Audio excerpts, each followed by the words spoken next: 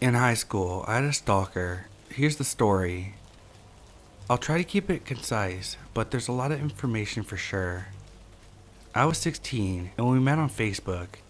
He went to a nearby school and we decided to meet up for a movie. We had a great time together and ended up dating. First time he came to my parents' house, he had on an ankle monitor for house arrest and wouldn't tell anyone why.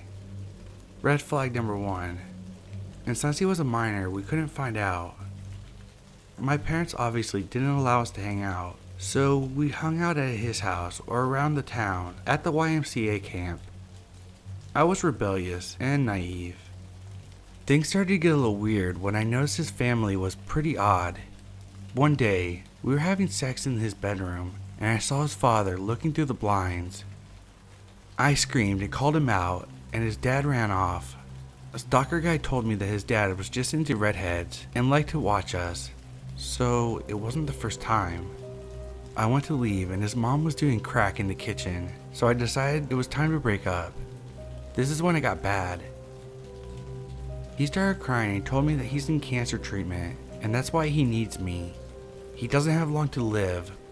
I believed him and told him that we could be friends. This is when the stalking started. He switched schools to my high school, but never went to class. He would just stand outside my classroom looking inside until the passing period.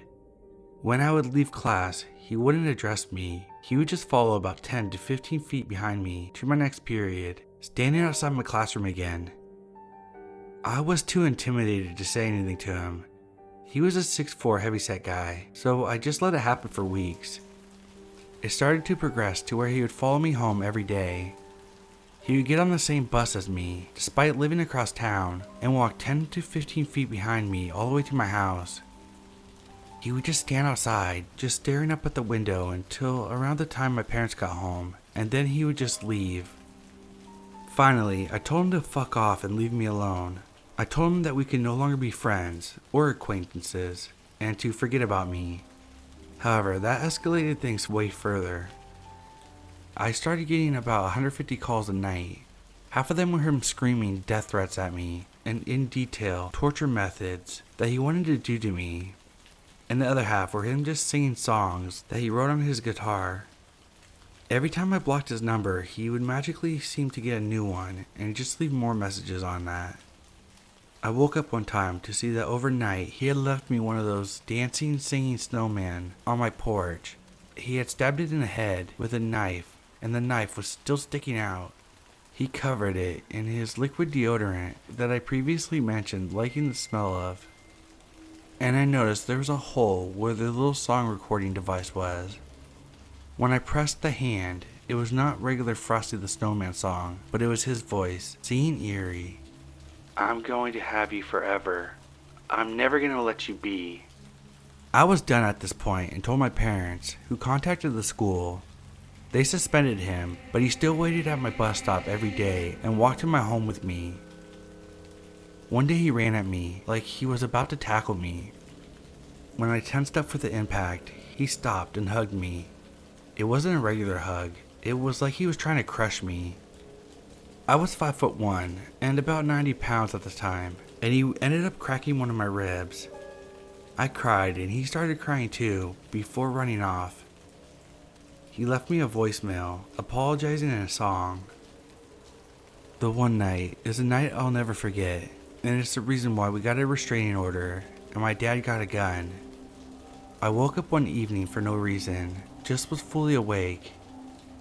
I got up to go to the kitchen to get a glass of water, and in the reflection on my fridge, I saw movement in the backyard.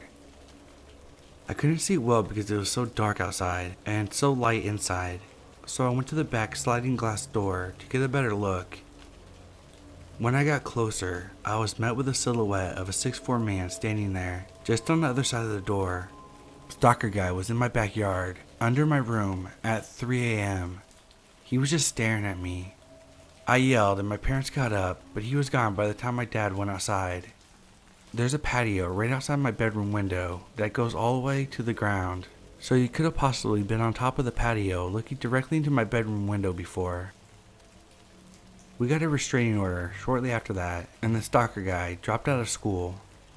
I haven't seen him since in person, but every 6 months or so, he makes a new Facebook and tries to friend request me. I just block it and report it every time.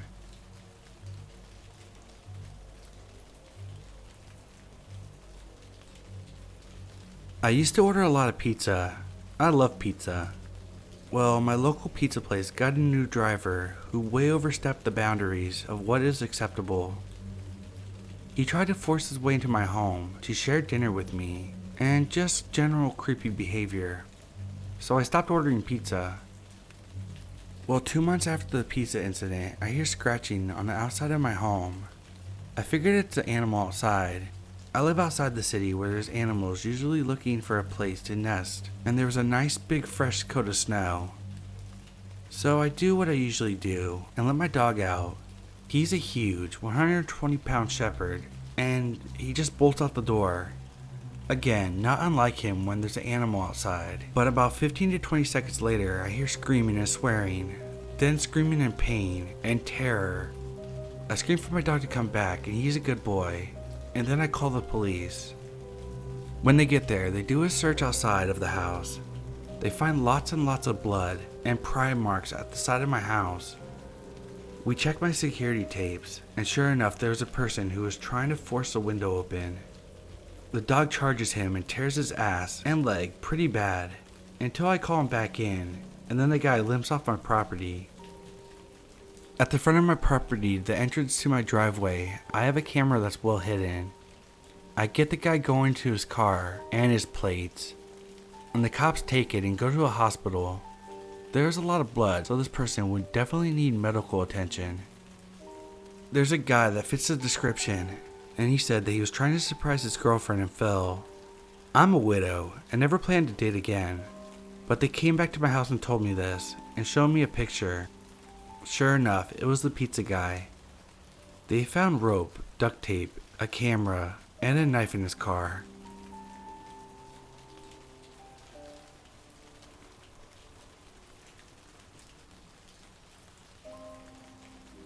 This happened about 2 years ago in Iowa. I'm a Dutch girl, and I was visiting a friend over there. It was obvious I was foreign. I was way taller than most Americans and dressed differently. The most obvious part was that I didn't know my way around and was always using navigation to get places. I was visiting my friend, but she still had to work during the day, so I decided to entertain myself. I was walking to the local Goodwill to go thrift shopping. It was about 11 a.m. on a weekday, so there weren't many people in the streets. I was kind of struggling to find the building, my eyes glued to my Google Maps, when this dude parks his car right next to where I was standing. This was kind of strange since there was all kinds of spots, as the entire street was empty. But I didn't notice as my eyes were glued to Google Maps. Then he got out of his car, greeted me, and asked me how I was doing. Initially, I thought it was kind of strange because I'm from where strangers don't talk to you. Then I remembered I was in the US. I responded that I was doing fine. He asked me if I was local. Once again, initially I thought it was weird but shrugged it off due to cultural differences. I said I wasn't local. He then proceeds to call me exotic. I felt uncomfortable when he made this comment. He started to ask me all kinds of questions about what I was doing in Iowa, and my answers were very short. I was getting more uncomfortable by the minute due to the nature of the questions. It was like he was trying to figure out something about me. When he proceeded to ask me if I was alone, alarm bells went off. I made an excuse and told him that my friend was waiting for me inside Goodwill and that I should go see her now. I didn't even wait for a response and just walked inside. I felt super creeped out, so I kind of stayed hovering near the cash register for a few minutes. His car was still parked outside. After about 5 minutes, he decided to walk inside. Luckily, I was out of his sight and just booked it outside and still wondered what he wanted from me.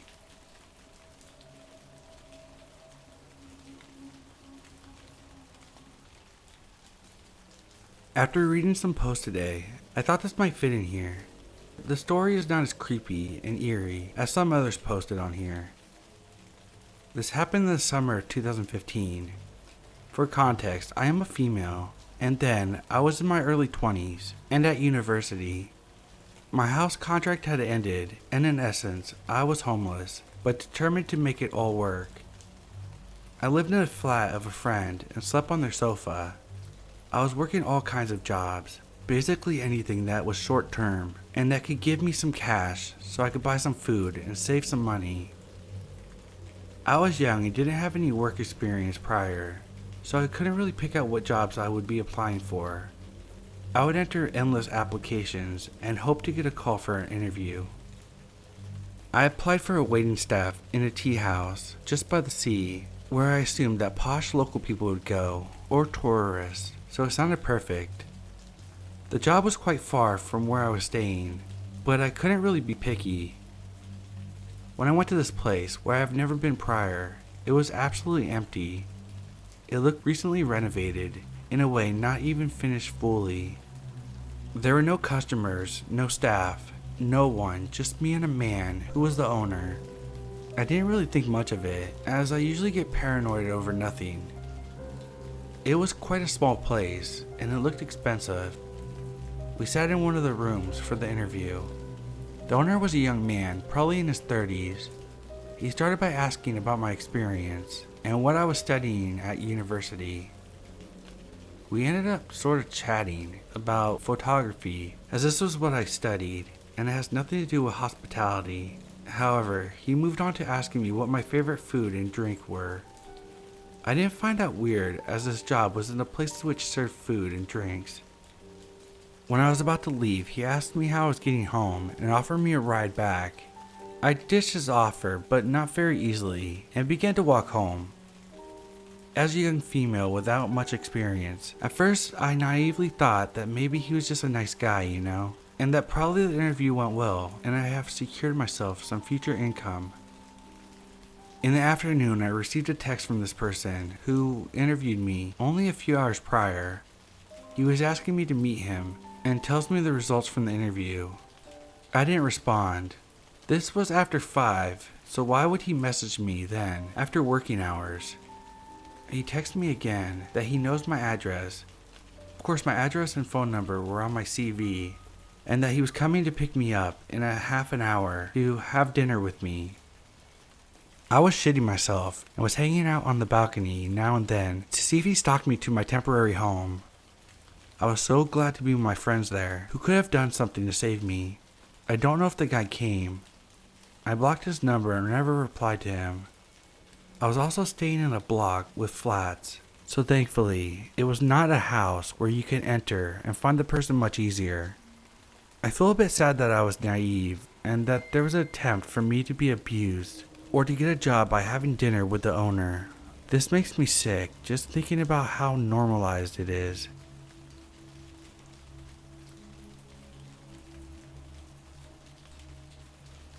When I was in high school, the bus stop was about a 15 to 20 minute walk from my parents' apartment.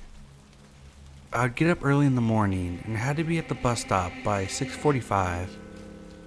In one of the streets, there was this guy who would always be up and at his porch every morning during my walks to the bus. I'm assuming he was probably in his early 30s. Every time he would see me walk by, he would always make comments like, "Hey gorgeous," "Hi hun," and kind of attempt to walk towards me. I would usually just cut the conversation short with him and power walk my way to my bus stop. After a few such incidents that clearly made me uncomfortable, I switched my route some and decided to take another street so I wouldn't encounter this guy on the way to the bus. One time I was walking and it was kind of dark outside since it was late in the fall. I saw someone was approaching me. As he approached, he glanced at me with a stern look and said, "Hello, beautiful," in a disappointed tone, almost like he figured out that I had taken another route and wanted to confront me somehow. I did have a few run-ins with him after this. Being a 16-year-old girl at the time, this really scared me, and I felt very stalked and sort of harassed, and his catcalling me in the street was getting annoying.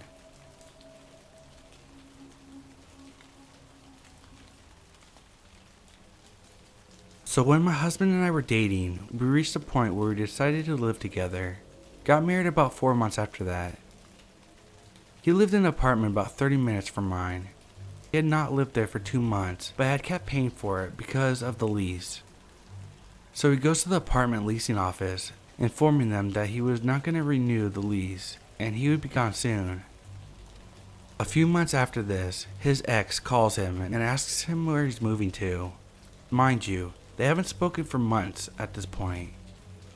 He saw her call him and answered the phone and was super surprised on what on earth she could possibly want. He told her that it wasn't any of her business where he was going. She proceeds to tell him that she was just checking on him and apparently had gone to the apartment complex, presented herself as a friend, and the leasing office employee had told her that he was no longer living at the apartment and was planning to move out. I was so mind blown that they shared any information about my partner to his ex. I mean, that's a big violation right there. She also said, wishing you well in your future endeavors. I was beyond pissed. My boyfriend told me that he had seen her car near his work a couple times, but didn't see her. She didn't leave him alone after this, but my boyfriend had cut off contact with some of their mutual friends as he didn't want her keeping tabs on him. I'm so glad things didn't escalate. She was clearly controlling, and in the back of her mind, it was okay for her to still somehow get a hold of his life. Update. I forgot to include something important. So before my boyfriend moved in with me and was still living at his apartment, he had a strange feeling of being followed. There was even a car near where he used to park. He had no idea who it belonged to. I personally think his ex drove to his place several times while he already moved in with me, didn't see his car, panicked, and went inquiring about him at the complex. That's the only reason she would inquire about him later, since there was no sign of him at the residence. This also explains the feeling of being followed, and that he was probably right. She then had the nerve to go look for him after they hadn't seen each other or spoken for a while.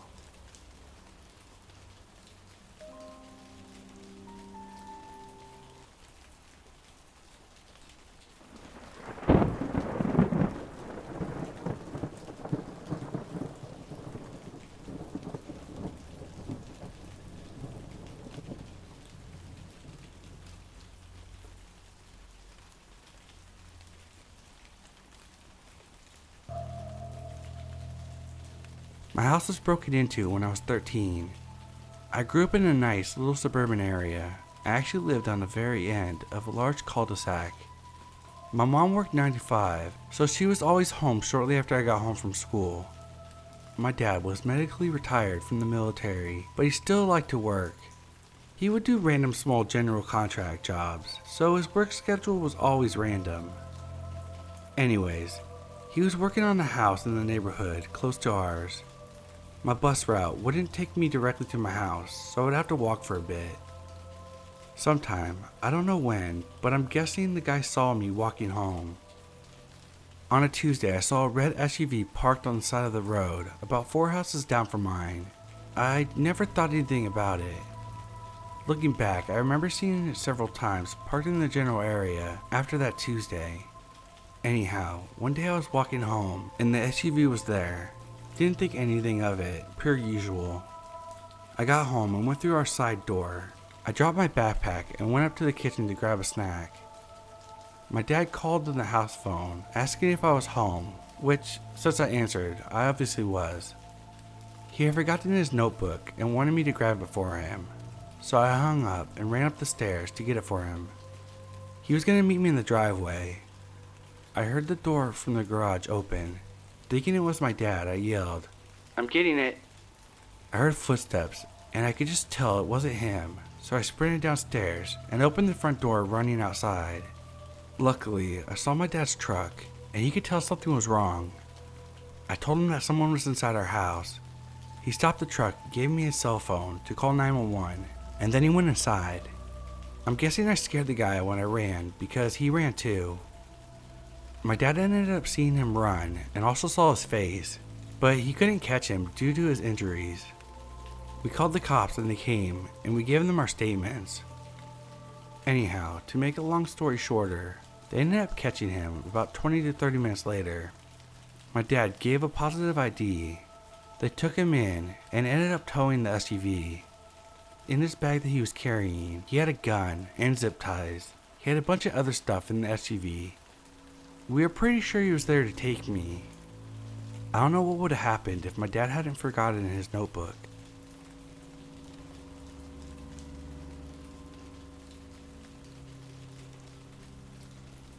This incident happened a few years ago when I was in my early 20s. I had moved out of my parents' place just a couple months prior into a small one-bedroom apartment. I lived there by myself since I was never really a roommate type of person, and I didn't have a boyfriend at the time. It was on the first floor of a 150-year-old building, beautiful and well maintained, but definitely had a few issues like uneven floors and crooked doors. I still loved it though, especially since it had a bay window in the bedroom that overlooked a little park. The apartment was located in, let's call it a not so great part of town. Crime rates were high, and there was a lot of drug trafficking and burglaries in an otherwise very safe city. I still never felt truly scared or unsafe when walking home. I always stuck to the very basic rules of how not to get abducted or killed, like not walking through parks at night and not wearing headphones and all that stuff. One evening in May, I went to my friend's house for dinner, about a mile away from my place. At around 1:30 in the morning, I decided to leave and walk the short distance home. Since I had some wine, I didn't feel comfortable driving my car and left it parked there to pick it up the next morning. The streets were really quiet. It was a cool night on a weekday, so I didn't see a single person for almost the entire walk. Unfortunately, that changed when I was reaching my apartment building. I was still a few yards away when I saw a woman standing in the front door pressing seemingly random buttons on the intercom.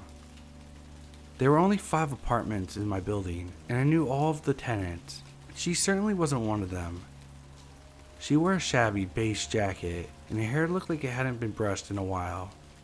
She seemed a little disoriented, and something about her gave me a very uneasy feeling.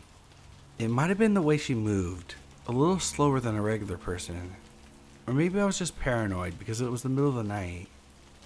I decided to take a little detour around the back, hoping that she would be gone when I came around from the back. When I turned around to my street again, she was still pressing buttons on the intercom of the building next to mine. I crossed the road, thinking that she would probably not notice me if I walked from the other side of it. However, she did notice me when I was a couple yards away from her. She stared at me for a few seconds, and then started to slowly walk towards me. At this point, I was seriously freaked out and just ran past her to my building, unlocking the door and pushing it closed as fast as I could. I ran up the stairs to my apartment, went in, and immediately locked the door behind me.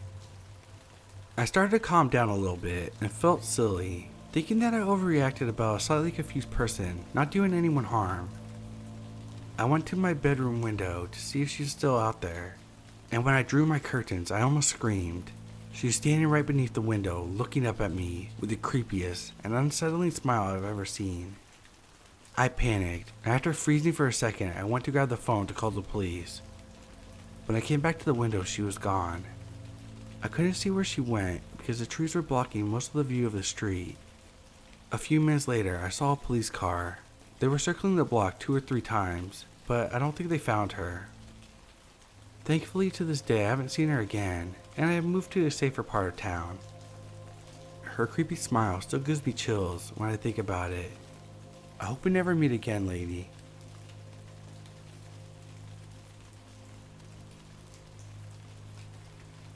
When I was a younger boy, in my early teenage years, my mom had a family of white Siberian tigers which stood in the living room, facing out the window onto the street.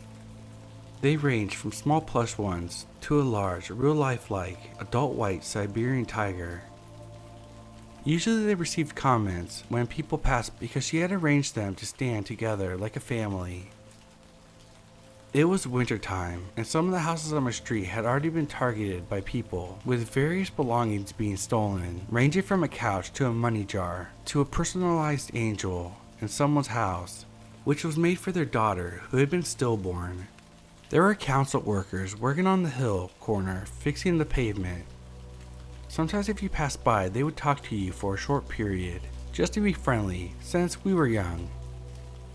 I was out one night with a friend, and we were talking to them about the houses being targeted around the area, when one of the workers turned it into a joke and said, through laughter, "If it were me, I would go to the house, insert my street. They're obviously loaded, man." Knowing we stayed on that street, we curiously inquired which house he was talking about. Then he said bluntly, in a matter-of-fact tone, "The one where the tiger's at the window. Could take that easy. It always looks empty."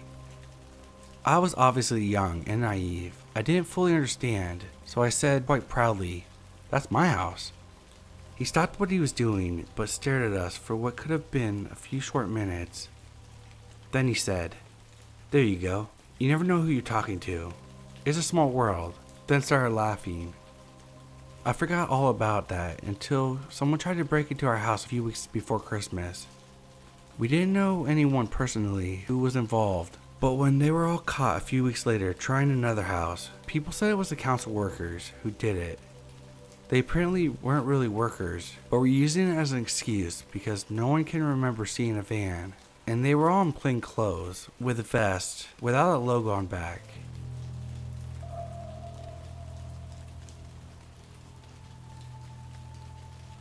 So years back, I was about 10 years old. I'm 19 now.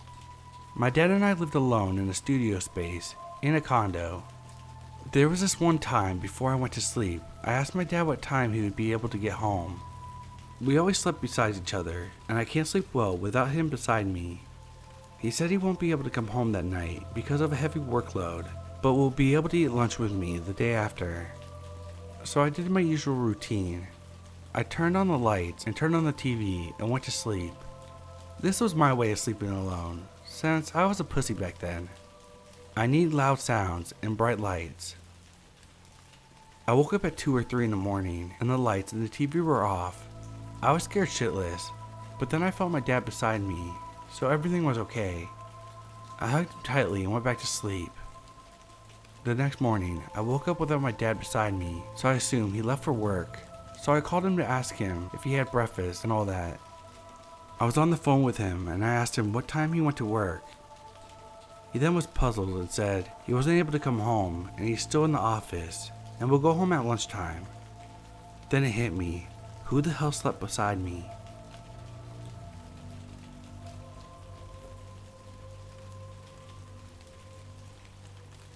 So this happened about 2 years ago, and it still gives me the chills when I think about it. Before I explain the story, it's important to understand the layout of the second floor of my home. When you walk up the stairs, the first room is a bathroom, and then it's my room, then my parents' room. So usually I wake up once a night to go to the bathroom, and my parents never notice since they sleep like actual babies. Nothing will wake them up other than the sunlight in the morning, a really loud alarm, or a light turned on the second floor. So anyway, I wake up and go to the bathroom as usual, and to avoid waking them up, I do not turn on the light. The toilet is close to the opposite wall from the door, so you have a clear view of the door when you do your business. So I finished what I needed to do, and then I turned towards the door, and oh god, there he is, only visible by the moonlight. I saw a very tall man in a baby mask, kind of like the mask Eleven wears in Stranger Things. I was so in shock that I didn't even scream. I just stared, and he stared back. After what felt like forever, he slowly puts his finger up to his mask and does a shush motion, tilted his head, and raised a knife as a threat. I felt like my heart dropped, and I nodded. Then he took a step towards me and whispered, "Don't let the bedbugs bite," and then left the bathroom.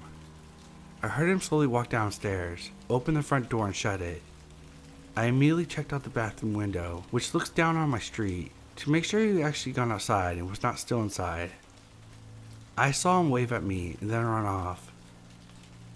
I ran out of the bathroom and into my parents' room to wake them up, told them what happened, and they called the police.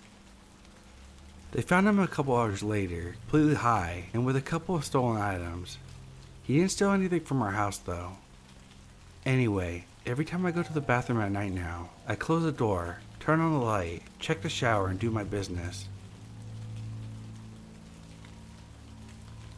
Okay, this is bad vibes. That last story is claimed to be true, but I don't know if it is or not. You never really know.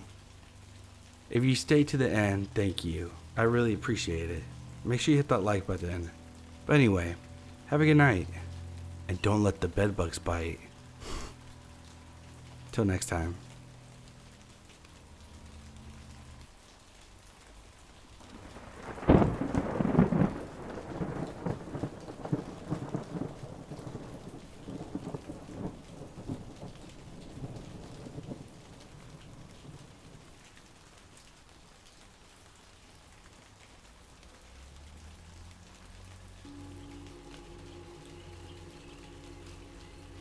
Hello, this is Bad Vibes. Today's video is on Missing 411. All stories are from the subreddit Missing 411. Please hit that like button if you enjoy Missing 411 stories. I'll be sure to cover this topic more often.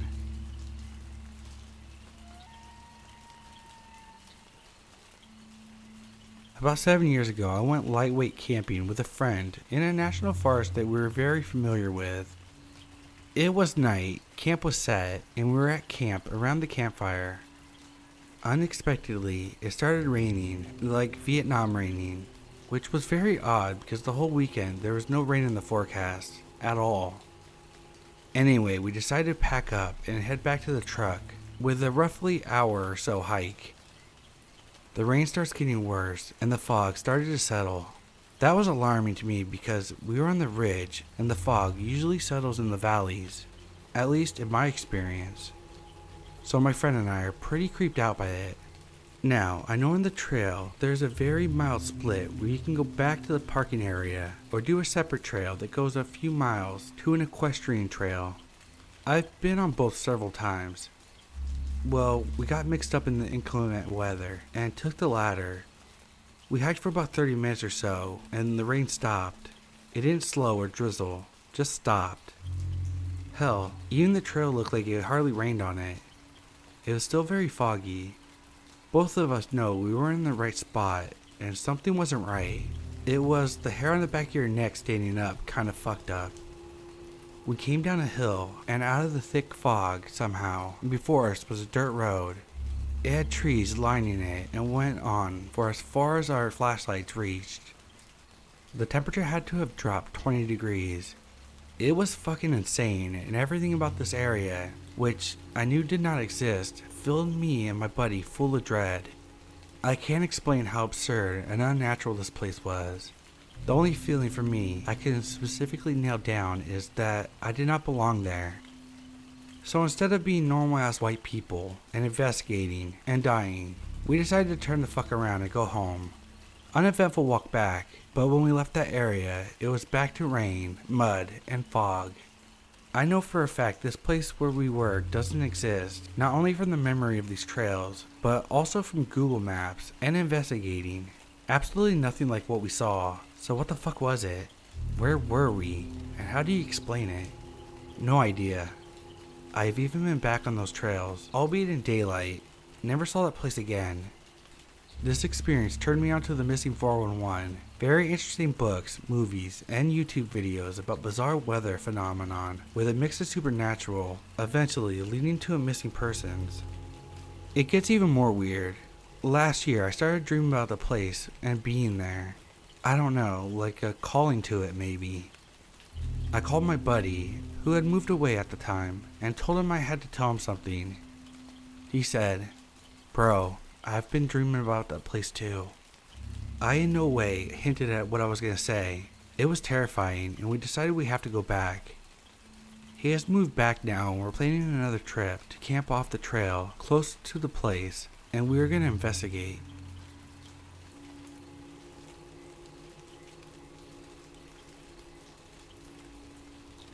I decided to take my dogs for a walk today on one of the trails near my house. I told my husband I was heading out and wouldn't be gone long. Vincent Woods Environmental Education Center was where I ended up. I got there around 11:30 in the morning, then away we went. Absolutely beautiful day. Trails were totally empty. The perfect walk conditions. I had my 2 female Alaskan Malamutes. This is important later, I promise. We headed down the green trail since it was the shortest and went by some marsh, bogs, and the girls loved to watch the ducks. The walk was uneventful for the first little bit. Just birds chirping, trying to get some birdie love, and the wind in the trees. The usual forest sounds. And then, I heard my name. Weird, but it could be someone with a radio on a different trail. Both the dogs were looking in the direction that we heard it come from. An uneasy feeling starts setting in, but like every other rational person, I chalked it up to be an overactive imagination and continued on. Then I heard my name again, a little louder and a little more insistent, if you will. Instead of looking towards where the sound came from, I looked at my dogs, who were both staring in the direction of my name, and I noticed my older female's hackles were slowly rising. Time to go, she's not happy. I decided to turn around and go back the way we came from. We had only been gone maybe 10 minutes down the trail, so it was faster just to turn back. I hear my name again. We walk faster because now the hair on both the dogs are up. One is 2 years old, and her daughter is 8 months. Hackles up on a puppy is definitely a sign that they're scared. Then I notice my dogs aren't pulling me. They're Alaskan Malamutes. They're bred to pull. Anytime we walk, literally anywhere on the leash, they are pulling. These 2 dogs are directly beside me, one on the left and one on the right. She now has a low constant growl, like she's warning whatever she can't see to fuck right off. On our way back to the exact route we came from, there's a log in the middle of the trail. I could see my shoe print in the mud and my dog's print heading in the direction under the log. This log was not there on the way. It was big enough and awkward enough that we had to go around it. Not far off the trail, just a few steps. I tell my dogs let's go. They follow reluctantly. We hustle back onto the trail. Then I hear Echo's name. She looks. Shortly later, I hear Kive. We're now on a light jog, back to the car. The hairs on the back of my neck are standing up, and everything in my body is screaming to run. Run faster. I hear my name again, this time angry. The closer we got to the trailhead, the more desperate my name sounds. We're full on running now. When we get to the parking lot, I notice I can hear the wind and the birds again. I hadn't realized that I stopped hearing the birds and the wind. We piled into the car as fast as I could get them in and didn't look back. Am I crazy? Did I upset something? I didn't take anything. I didn't move anything. I didn't touch anything. Anytime I take my dogs on the trail, I'm careful to respect nature and make sure my dogs do too. We even bring our own sticks for them to carry, if they want one, so don't take anything from the parks.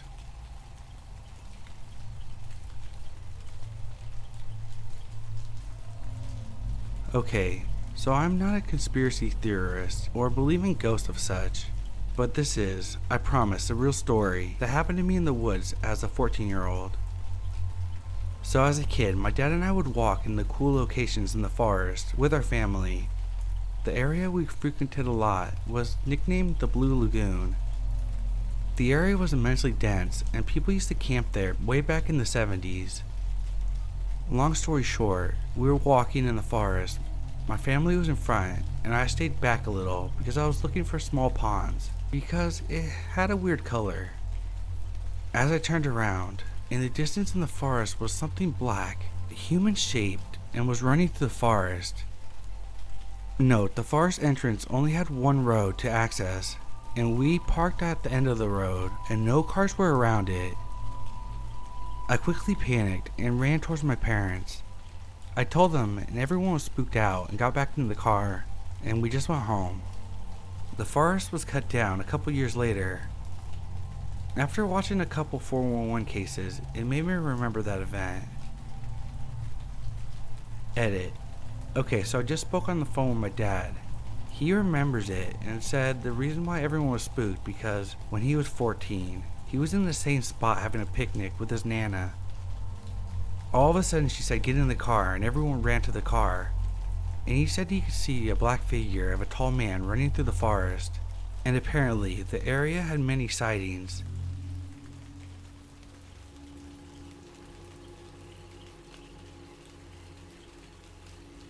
Hey y'all, I'm a hiker and enjoy walking and cycling the many trails in the mountains and woods around my hometown in Vancouver, Canada. I usually stick to the same trails, so the areas are always familiar. However, once in a while, I get a gut feeling that the woods are different. It's hard to describe, but something in the woods just feels off.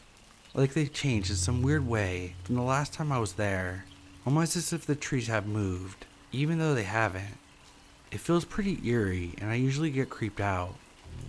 This has happened to me about 10 times in Vancouver, usually in the North Shore Mountains, and also in the trails near UBC.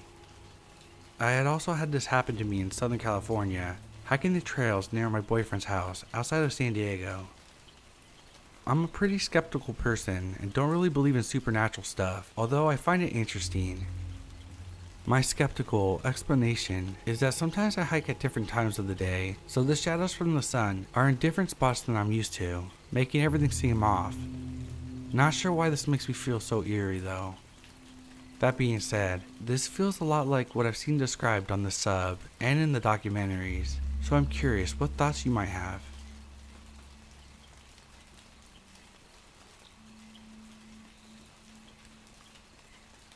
I've been hesitant to write this because I'm not sure how well it fits with the other stories.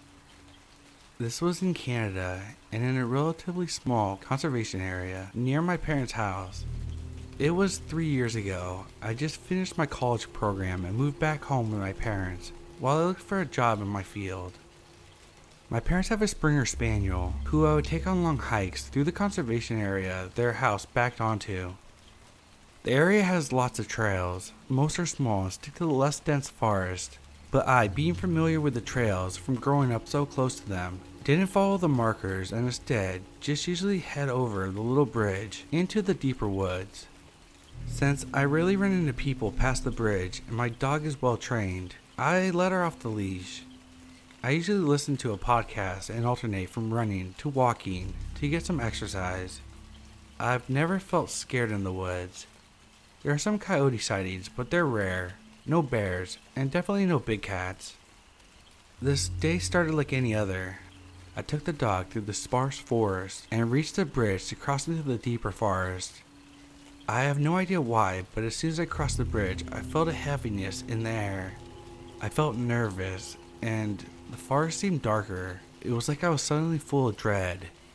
The dog, who normally ran wild, stayed close to me. I had to take my headphones out because I felt too unsafe with them in. We walked our normal route, and the unsettling feeling only escalated. Maybe unrelated, but we saw a dead raccoon laying on the trail, a sight I've never seen before in the usually well-kept trail. Something about it just seemed wrong, and I'm not sure why. It was covered with maggots and looked like something out of a horror movie. We kept walking until we reached the area of the forest that a field with very tall grass with the trail that we cut through. You can't see a foot into the grass. It is so tall and dense. We were walking until my dog suddenly stopped and started growling, staring into the grass beside us. My dog never growls. She is the sweetest girl ever. Instantly, I was scared and stopped walking. I decided to clip the leash back on the dog just in case I had to run. She kept growling while I stayed silent, frozen, and listening. Suddenly, I heard what sounded like a human walking through the grass towards us. It sounded big, and I could hear distinctly the sound of human footsteps. There was no reason for a person to be standing in the tall grass that deep into the woods. The sound of footsteps broke my frozen state, and I suddenly booked it back the way we came. The dog seemed in agreement and ran with me. I didn't look back until we were over the bridge. When I did, there was nothing chasing us. I didn't go back in for a while. I was too creeped out. When I finally did go back, I couldn't have my headphones in anymore. I don't know what happened that day, but I've never felt that kind of dread in my life.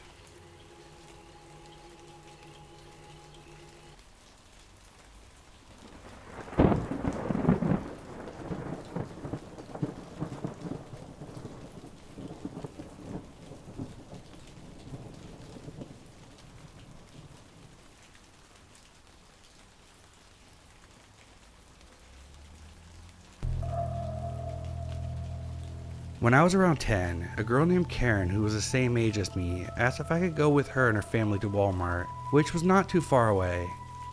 I said she would have to ask my dad, which her mom came out and told me to call my dad over so she could ask him. My dad informed me I would be gone for an hour and then would return back home. This isn't what happened. I left with these people, and while I was away, I realized nothing that I went through was normal. I was taken to a farm where other kids my age were there, as I was instructed to bathe in a bucket along with my friend Karen. Her mother left us there for a while as we wandered around to meet more of the children. They took us to an ice cream shop where I asked when I was going to go home. Karen's mother looked at me and told me, never. Around 3 days later, her mother returned me to my grandmother's house after my family finally threatened to call the cops. I don't understand who and where those children came from on the farm. I never understood why my family took so long to get me back. I don't understand none of it. I still don't.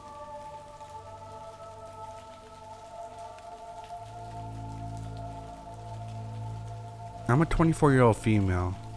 This happened to me when I was about 10 or 12, so it's sort of hazy. I truly didn't see anything wrong with what happened at the time, but my mom was very upset and worried when I told her about it. I was with two friends who were sisters, one about 10 and another one around 8. Their house was near the elementary school that we had all attended, so we decided to ride our bikes down there and play on the playground since it was the weekend and the school was empty. We're nearing the school when a minivan drives up with the middle-aged man in the front seat, seemingly alone in the car. The man stops, rolls down his window, and asks us which direction the highway was. We all shrugged and looked at each other weird. My youngest friend and I are closest to the car, while the other friend is a bit ahead of us. I'd been warned about talking to strangers, so I kinda moved my friend and I away from the sidewalk while she gives him vague directions. Because what 8-year-old is gonna know about where the highway is? I don't remember what happened, but I think he just ended up driving away. Thinking back on this as an adult gives me chills. Why on earth would a grown man pull over to an elementary school to ask 3 young girls where the highway is? My mom was understandably upset to hear this, but I didn't understand why until I got older. I think he may have been trying to abduct one of us.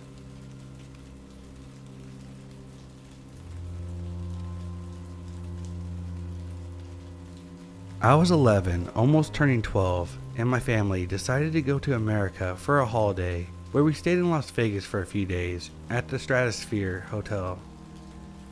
The hotel is split between hotel rooms and a large casino that we sometimes had to walk through to get to the hotel. One night, my parents had to go do something, so they told me just to wait there. Stupid of them. It had been quite a while and they still hadn't returned. Later, a woman, probably in her late 20s, approached me and asked me if I could accompany her to the elevator because she had a fear of them. As a naive 11-year-old, agree, as I love being a helping hand to other people. However, I wanted to tell my parents where I had gone to, so they didn't have to worry about where I went when they came back. I told this lady this, and went on a quest to find my parents in the Vegas casino alone, not really sure where they had gone, but wanted to find them fast because I didn't want to keep the lady waiting. I couldn't find my parents, so I decided to go back and accompany the lady anyway, since I had nothing better to do, and probably be back before my parents got back. To my dismay, when I returned, she had gone. Soon after, my parents had finally came back, and they explained that she was most likely going to kidnap me, but left because I said I was going to tell my parents. In retrospect, I find it completely stupid to leave an 11-year-old alone in a casino for 20 plus minutes. It was a recipe for disaster, and God knows what could have happened if this lady had still been there.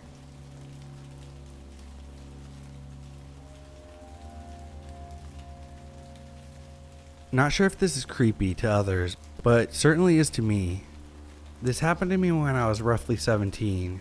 My hometown is a fairly small country town in Australia. It was really hot that day. I remember the weather being within the 40°C heat wave. I had decided to walk to the town center for a classic frozen Coke from McDonald's. Being a small town, you tend to know everybody and every car that drives along throughout the residential streets. I was only a few blocks away from my house when an old rusted station wagon had pulled up beside me. There was a man sitting in the driver's seat, and he looked to be in his mid to late 30s. He rolled down his window. I was still walking past, trying not to pay attention, and he was staring straight towards me.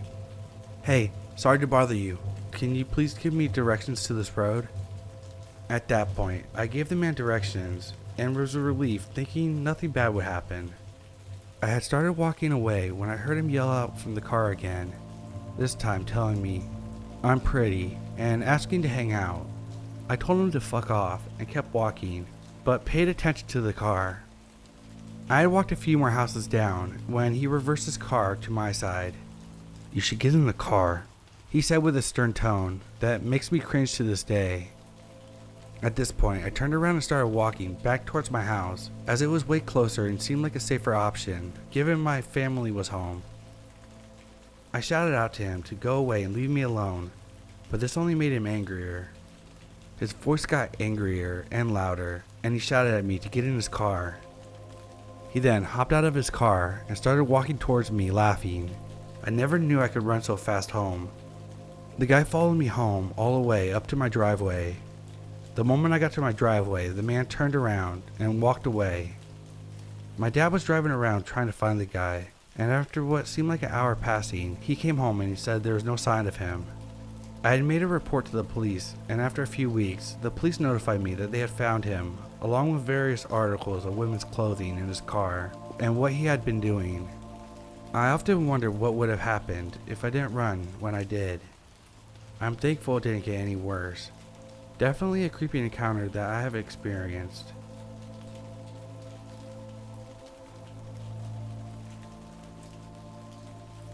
During the beginning of freshman year, one of my teachers was having health problems, so we had a sub most days. This happened a few months after she came back. I was sitting on a bench when one of the subs we had came up to me. There was a gym across the street and he looked like he had just came from it. He was wearing workout clothes and holding a large duffel bag.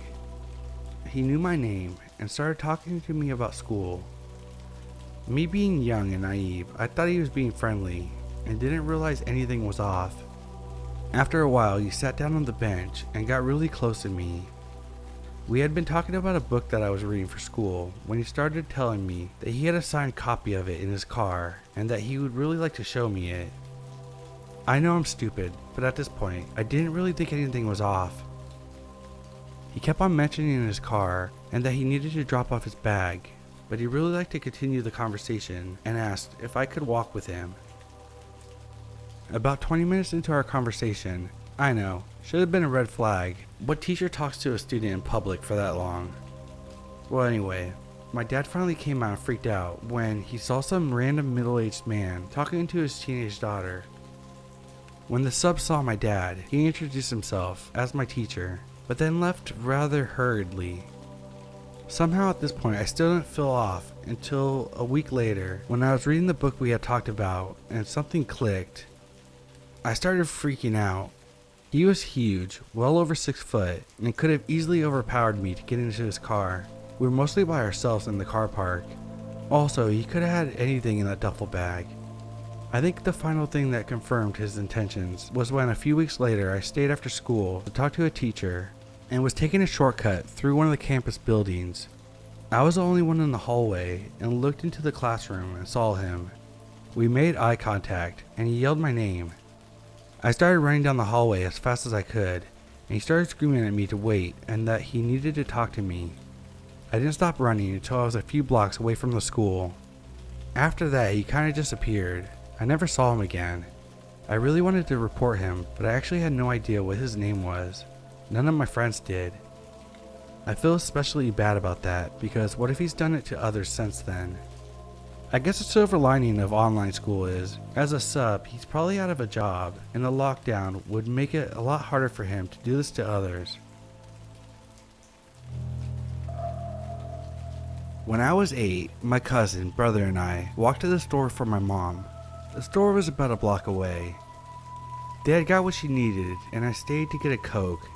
When I left, there's this red Ford Ranger that followed me, and I didn't think much of it because it was a short walk.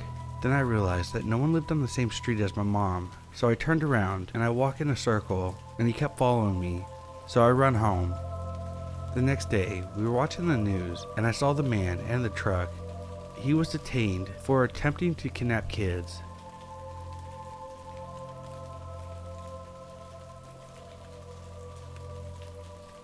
A few days ago, I was walking to the Dollar Tree, not far from my house, and I've done it hundreds of times, and I've only had mild, creepy encounters with men insisting on giving me a ride. Before now, the worst was this old as hell, grungy looking man who stopped and didn't even ask if I needed a ride. Just pulled over and said, "You're looking real good. You should take a ride with me in my truck sometime." And in a split second, I felt intense disgust and dread. So without even answering, I just bolted. He didn't follow me, thank God. But I took that walk to the Dollar Tree and thought nothing of it.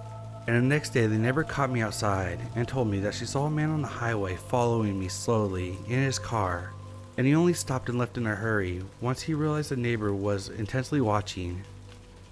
I was only vaguely aware of the car near me because I was preoccupied with getting across the road, and I never realized that I might have been in danger. Now I'm terrified.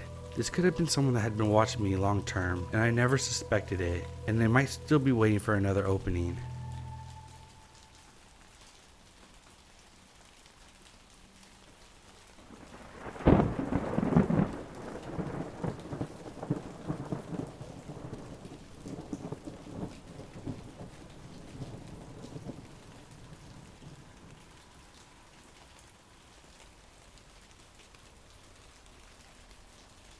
This is by no means the scariest story ever, but it definitely unnerved me.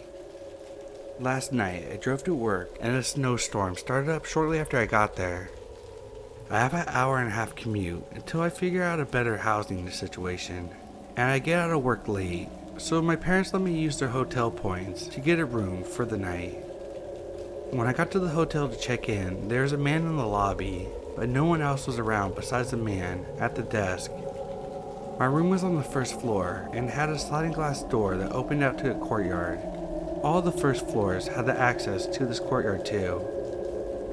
I made sure that the door was locked and the shades were closed before I went to sleep. I woke up around 5 a.m. and went to open the curtains to see how much snow we got. When I looked outside the courtyard, there were a few footsteps that went across the courtyard right to the outside of my door. They stopped directly in front of the door handle and then went back across the courtyard. My room was the only one that the footsteps led to, and even if someone was taking a stroll, there'd be no reason why someone would end up right outside my door. I didn't hear anything during the night or early in the morning. I got very paranoid about what could have happened because I am a woman who was staying alone. There was only one man in the lobby. I don't recall him seeing me going into my room, so I don't think he would have known which door was mine. I'm glad I made sure that the door was locked and the shades were closed.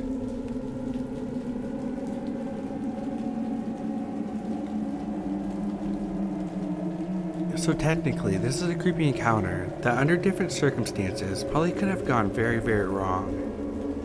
When I was 19, myself, my boyfriend, and my best friend traveled to see the boyfriend of my friend at his graduation from boot camp. We stayed in a relatively nice hotel, but couldn't get adjoining rooms because we were stupid and booked the hotel when we got to our destination. My friend's room was on the first floor. Mine and my boyfriend's was on the third. One of the nights we were hanging out in my friend's room and I realized I needed something from my room. I headed out to the elevator, and as I was waiting, a very large man, in weight and stature, appeared to also wait for the elevator. He had a grocery bag in each hand. As we stepped into the elevator and I was pressing the button, he said, "Oh, third floor. Me too. Actually, could you open my room for me when we get up there? My hands are full." Literally, as he said it, I was like, oh Jesus, this is how I die. And in a millisecond, was planning to book it back out of the elevator when we got upstairs. The guy was standing in front of the doors, and I was afraid to try to push past him to get out.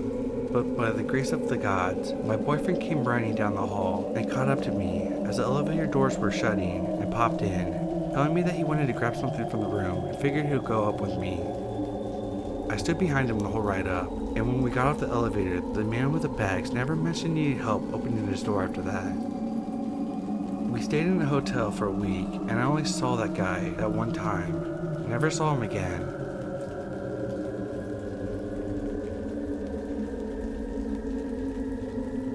This happened about 12 years ago, when I was 15 or 16. My parents and I took a trip from Pennsylvania to New York City to visit a foreign exchange student named F that we previously hosted.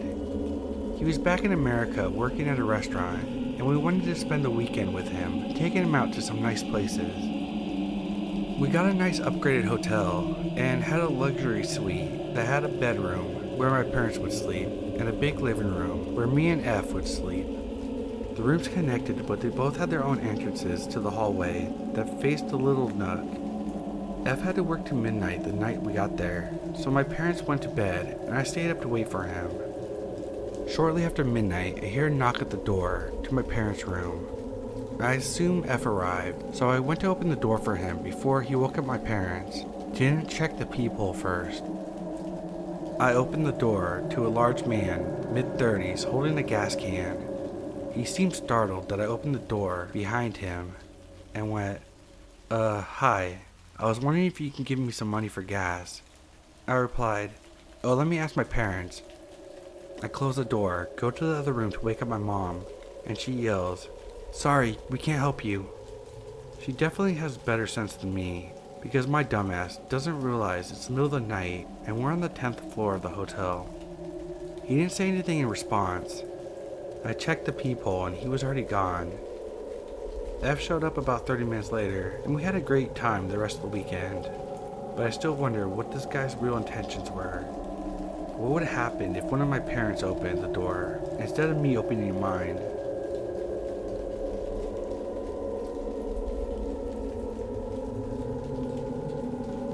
In my early 20s, I waitressed, bartended at a hotel restaurant. Construction workers in town for work often stayed at the hotel and would come eat and drink at the restaurants. I meet a really tall, cute guy, not the creep, but unfortunately a prick, and whenever he was in town, we would hang out and whatever. He lived 2 states over, but was in my area a lot. So one time, he was working a job and staying in a town the state over, and I drive to meet him. When I got to his hotel, we went to the hotel bar and had a few drinks with some of the other construction guys that happened to be out there, then went back to the room. Later, we decided to order food from the bar. The prick was in the shower when the bar called, so I went and picked up our food. When I got down, the guys that we were drinking with earlier were still there and pretty sauced by this time. The bartender was busy for a while, so I sat and played the digital slots. One of the construction guys, the creep, comes over and immediately starts hitting on me and trying to touch me and put his arms around me and crap, despite knowing full well I was there with someone else. He kept telling me his room number over and over. I had to directly, loudly tell him to get away from me multiple times. He finally did, only when others started noticing. In my flustered rage, I grabbed my food from the bartender and went back up to the room and told the prick all about it. He rolled his eyes and kind of shrugged it off. I was really put off by it all and felt very vulnerable. That's when I realized my phone was gone. Fuck, I left it at the bar, on the slot machine. Prick and I went to the bar to look for it. The guys were gone, but the bartender told me the creep took my phone and assured me that he was going to return it to me. Great. Then I remembered that he had told me his room number. I told the prick this, and of course, he passively accused me of asking for it. I didn't care, and marched to the creep's room. I knocked on the door, and the prick, 6'7" by the way, stayed to the side out of view from the peephole to see what would happen. The creep, way too enthusiastically, swung the door open and grabbed my wrist and proceeded to pull me into the room. Thank God for the prick, who stepped in behind me and yelled, "Hey!" to the creep, who was half his size. I'll never forget the look on the creep's face. I yanked my arm away and yelled, "Give me my phone." The creep lied and said he didn't have it and that the bartender was lying, blah blah.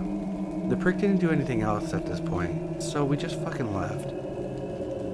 I felt defeated and unsafe and annoyed. I just wanted to leave, but I couldn't because I didn't have my fucking phone. I managed to sleep a little that night, but woke up at 4:30 when the prick left to go to work. I stayed in the hotel room till about 7 a.m., just fuming, then decided to do something about it. I gathered my stuff and went and found a maintenance man who was working in the pool area. I contemplated telling him the whole story, decided to just go with a damsel in distress to avoid more drama. I told him I was leaving and realized I locked my phone in my room and gave him the creep's room number. I knew that the creep would already be at his job site. I had the maintenance man call my cell phone from his. Sure enough, you could hear it faintly vibrating through the door. He took this as proof of it being my room and opened the door and let me in. I thanked him and he left. There it was, just sitting on the bathroom counter, my phone. I grabbed it and turned to leave, but decided my petty ass wasn't done yet. I took the creep's toothbrush and ran it under the toilet rim and put it back in the same spot. Then I happily left, phone in hand, and stopped seeing the prick for good. I'm still smiling, knowing that the creep had to notice that the phone was gone, but probably had no idea how I got it back, or that he was brushing his teeth with the toilet.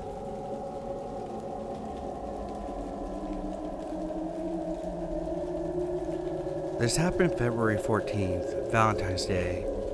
Me and my two friends decided that we would get a cheap hotel room and would take some LSD to kick off the loneliest holiday ever. I've done it before, but was not in a good mindset to take it that night, so I settled for a bottle of wine. Anyway, we weren't familiar with the area of the hotel that we had booked the room at, but it was cheap and that's all that mattered to us. It was around 3 in the morning, and outside the door we hear someone stumbling around and bumping into the walls. But it was Valentine's Day anyway, so we brushed it off as a drunk couple going to get it on. The stumbling stopped outside of our door, and it just got silent. My friends are tripping out at this point, and I'm pretty drunk. We hear this woman start sobbing outside our door, and I'm assuming that she sat down with her back on our door because we heard her slide down the wall and collapse right on the other side of the door. The woman starts trying to speak to us through the cracks of the door, saying that she lost her dogs and was wondering if we could help her. It was 3 a.m. and we didn't know shit about the area, so common sense would say, don't respond. So we didn't. The woman proceeds to bang on the door, saying we stole her dogs and that she's gonna come in and fucking murder us sluts. She's scratching and banging on the door for at least 10 minutes straight, and then it just stopped. My friends are starting to have a bad trip because of her. But when she stopped, I tried to reassure them that she was gone and that we could go back to having a good time. To prove it to my friends, I checked through the peephole to verify that this woman was indeed gone. The bitch was trying to stare right back at me through the other side of the peephole. I watched her as I stepped back and stood there, as still and solid as a literal concrete statue. She had her eye right up against the peephole, staring right into my eye. I doubt that she could see me through the peephole, but I was making dead eye contact with her. The woman proceeds to start screaming and throwing her body against the door, which thankfully woke up our neighbors, and they called the front desk. The woman behind the front desk comes and tries to get this woman to leave. She left, but was going down the walkway of the hotel, being loud and not leaving the property, still crying out about her lost dogs in the hotel hallway at 3 a.m. The cops get called on this woman, and she disappeared, but she never left the hotel. Cops were running around the halls trying to find her.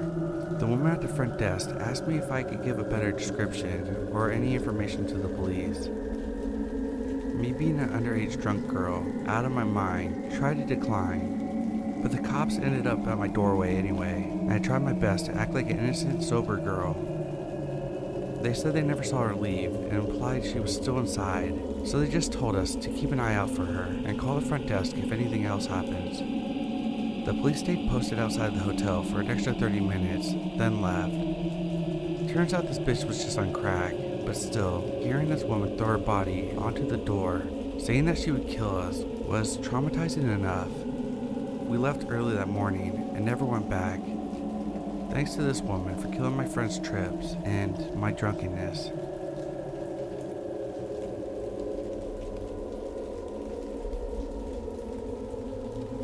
Hi, my name is Taz. Nice to meet you. Disclaimer, I'm not a native English speaker, so if anything is a little off, it's because Google Translate has failed me. Trigger warning. If you're uncomfortable with mentions of nudity, nothing happens, it's just the nudity thing, then please stop listening. Your mental, emotional, and physical health comes first.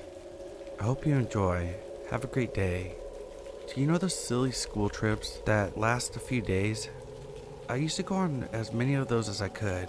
I loved them. It was always fun to choose your roommates and decide who went on what bed. I would have been around 12 or 13 at the time of the story. Everyone else involved being around the same age. This school trip was meant to be like any other. It was for my English class, and it was about a certain author that we were studying. The day started out ordinary. We got off the coach and went to our designated rooms. In the room was a shower, toilet, and 4 bunk beds. One was closer to the door, and the second was parallel to the opposite side of the room. I was on the bottom bunk. My friend Rosa was on the top bunk of mine. My other friends, Ellie and Noelle, were on the other bunk. Ellie was on the bottom, and Noelle was on top. To get to our room, you had to go up 2 flights of stairs, and there was a little landing area with 2 more doors, one to the left and one straight forward. The one directly in front was ours. It's important to note that some of our friends were in the room to the left. We were allowed to go out in small groups in the village area, as long as we told the teacher. I remember my room and the room right next to us. Went out to grab a few snacks and food, as we would not be having any meals until the next morning. As our room was bigger, we all went there and enjoyed the masterful feast. It must have been around 6 p.m., maybe a little later. Our school was very friendly. Everyone knew pretty much everyone, so we would have to set a time that we could all go, talk, socialize, play snooker, watch The Love Island with subtitles, or generally chill out. Our teachers would join in as well. It was so fun. We usually go to our rooms around 10 or 11 p.m. That night we went up at 10. My roommates and I stayed up for a while, talking and sharing sweets around. The rooms next door didn't have a toilet and they were worried about what they would do. So we decided that instead of being smart and just giving them our room key and taking it back in the morning, that we would keep the door unlocked for them. I'm pretty sure I fell asleep at around midnight after everyone else had fallen asleep. I woke up a short time later, completely half asleep.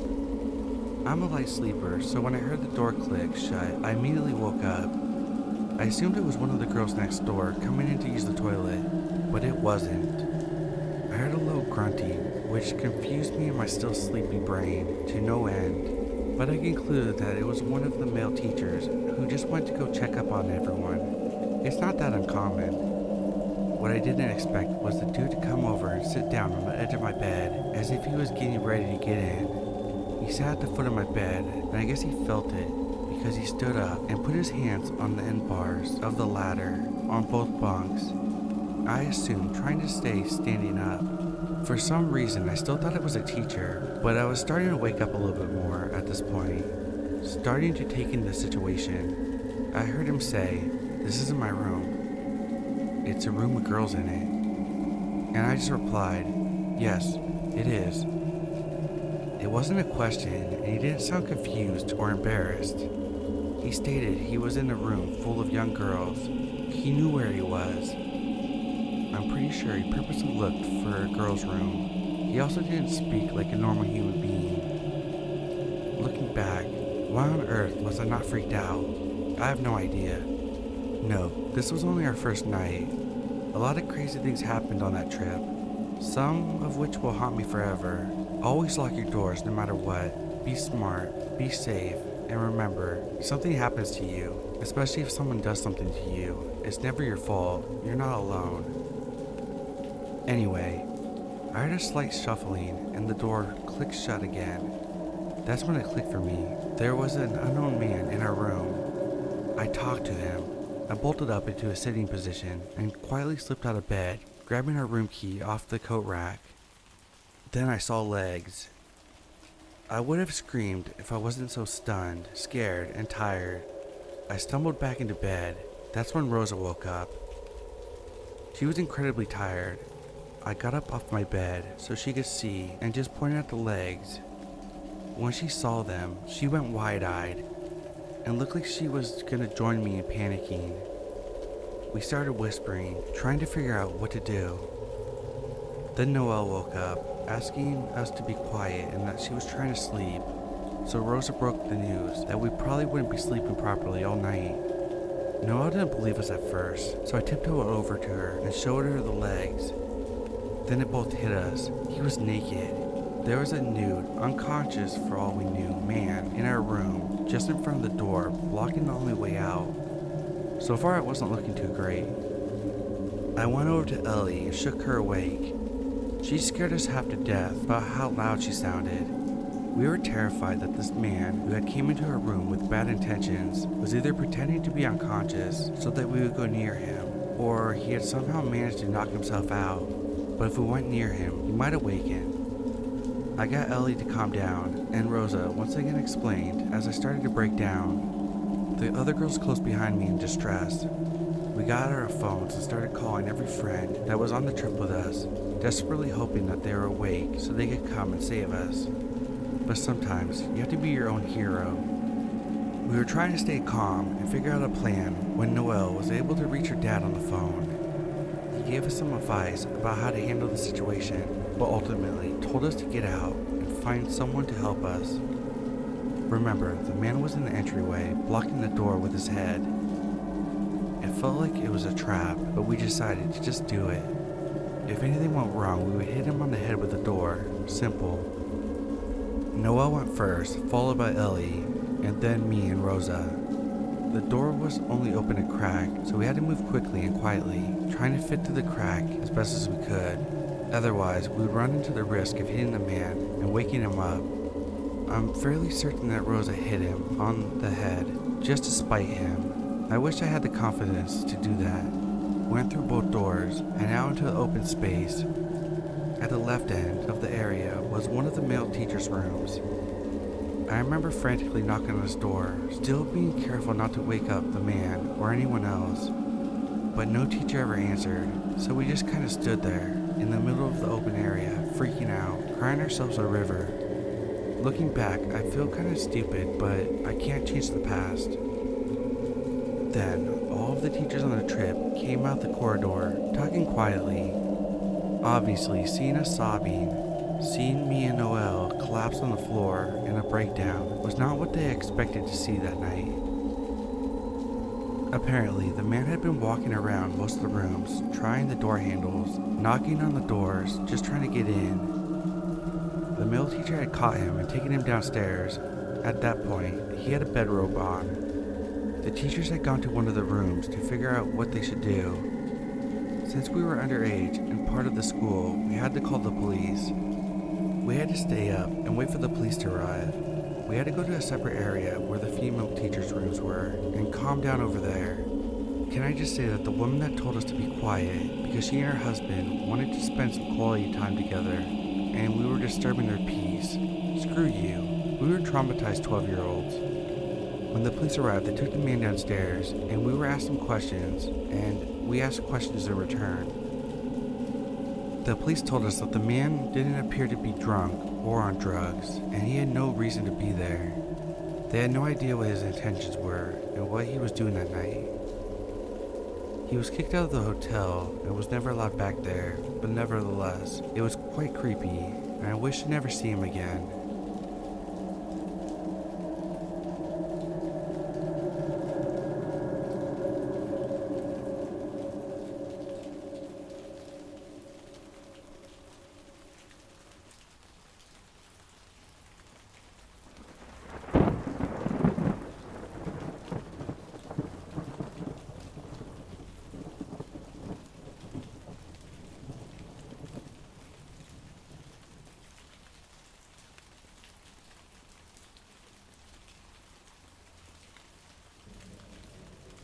I haven't thought about this in years. I don't know what made me remember this repressed memory of mine, but here we go. As a 15-year-old girl who wasn't the shiniest coin in the jar, I very much craved attention from guys. I didn't date at all until I went to college. No guys at my school really showed interest in me. The ones I thought might never made a move either. So I found the Whisper app. On the Whisper app, you can post anonymously. Things like your thoughts, feelings, where basically everyone could see, as well as people only a few miles away. In fact, there is a separate tab for whispers from your area. You can heart people's posts, reply to them, or direct chat with the person. You choose what info about yourself is available to be seen when someone decides to direct message you, such as age and gender. I chose not to make that information public. I don't remember what I posted, but someone DM'd me. Their info didn't say much either besides their gender. I was obviously very naive and assumed that it was a guy my age who wanted to talk to me because the words that he chose and how his messages were written made him seem younger.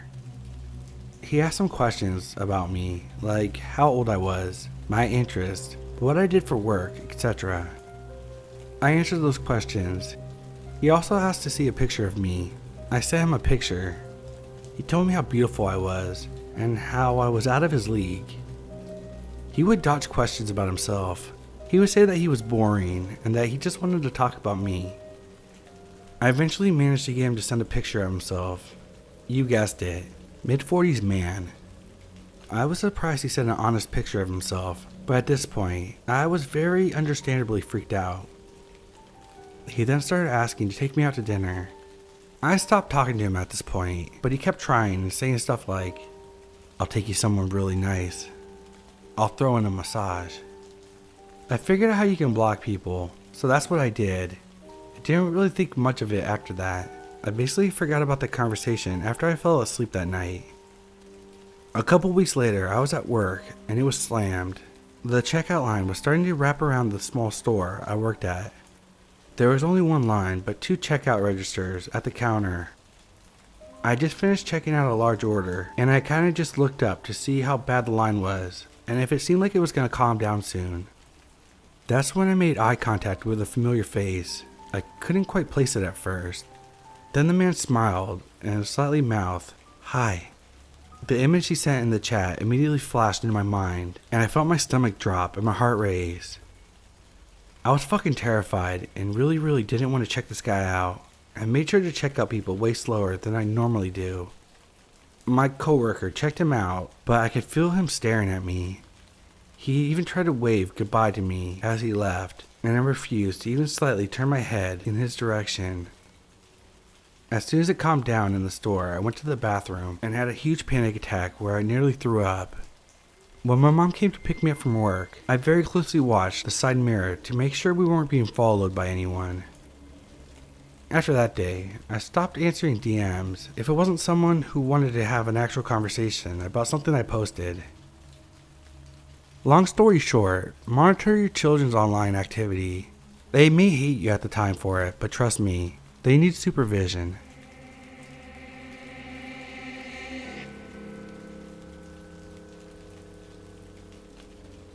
I made this friend on Reddit, Carl.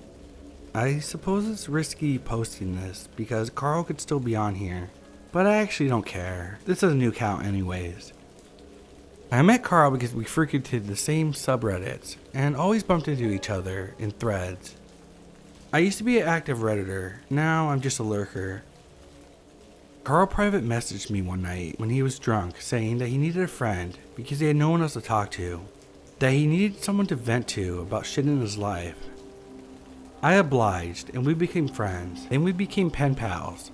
We just email each other every day or message on Discord. We talked about all kinds of stuff. We vented a lot about our lives and personal situations. As far as I knew, Carl was a couple years older than me, originally from Russia, but living in Colorado. He had a child and a girlfriend. He posted pictures of himself on various subreddits and also on the genealogy subreddit with his DNA results. This is important later. Carl started getting mad if I didn't reply quickly enough and acting weird. Other than that, things were fine.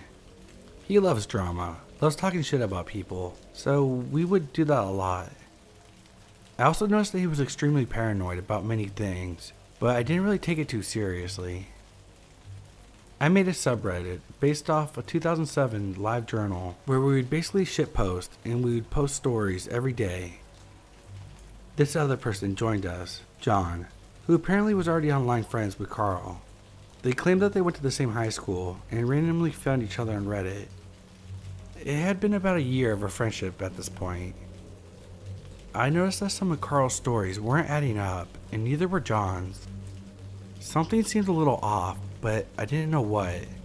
We continued being friends, and I got close to Carl and John. However, I lied a little bit to them. I didn't give them a real name. I said I lived in Wyoming, even though I don't. I looked up information about the city that I claimed to live in. Other than that, everything I told them was true. I was just concerned about privacy. For some reason, I didn't want them to know exact names and details. Carl was creepy sometimes because he would look at Remove Reddit or other websites to see the shit I posted, then deleted, and then ask me why I deleted it. I got increasingly suspicious. I sent a link to a Facebook meme to Carl and John. However, you could only see the meme if you were joined to the private group. John ended up joining the group, and I found his real Facebook. I found out that John lived in New Hampshire, not Colorado. I messaged him and asked him if he really went to school with Carl. He claimed he did. I asked him not to tell Carl, but apparently he did tell him that I asked him this. I forgot exactly what went down, but I sent a picture of an art piece I did to Carl. In the background was my cat, with her tag visible. Carl blew up the photo and zoomed in, saw my mother's phone number on the tag, used an app to find her, then found her Facebook, then found me. This is part of the reason why I deleted Facebook. Carl then confronted me, saying he knows I don't live in Wyoming. He knows my name and my address. He asked me why I lied and tried to guilt trip me for lying to him. He said that tracking me down was revenge for trying to track down John, but later claimed the revenge thing was a joke. I was so creeped out, but I continued to be friends with him. I tried asking if he wanted to Skype or talk on the phone, since it had been so long and we never tried that. He made an excuse to why he couldn't do that. One night, he eventually broke down and said, "I have something to tell you." It took days of prying for him to actually tell me. He finally told me that his name was not Carl. He's not from Colorado. He has a kid, but she's older than 3 like he said before. That the pictures were not him, and most details about his life were fake. Most importantly, that he's not even Russian, so the DNA test posts were fabricated. I'm not sure whose they were in that case. And John, he didn't go to Carl's school. He and Carl met on Reddit, and they never knew each other in real life. For whatever reason, John lied for Carl to me. John also helped Carl blow up my photo in order to track me down. John's real name was John, and that was indeed the real Facebook I found. But Carl would not budge. He would not admit who he really was. Carl started joking that he knew everything about me, and I knew nothing about him, and that he was going to message my girlfriend or mother and tell them some lies about me. Amateur jokes, not serious blackmail. I eventually ghosted him, and as far as I know, he never messaged any of my family members or my girlfriend. He never shipped anything to my house. We just never spoke again. Creepy encounter, because I think it was creepy as fuck that some stranger out there knows all about me, and I know nothing about them. I'll never know who Carl really was. His original Reddit account has been inactive for over a year.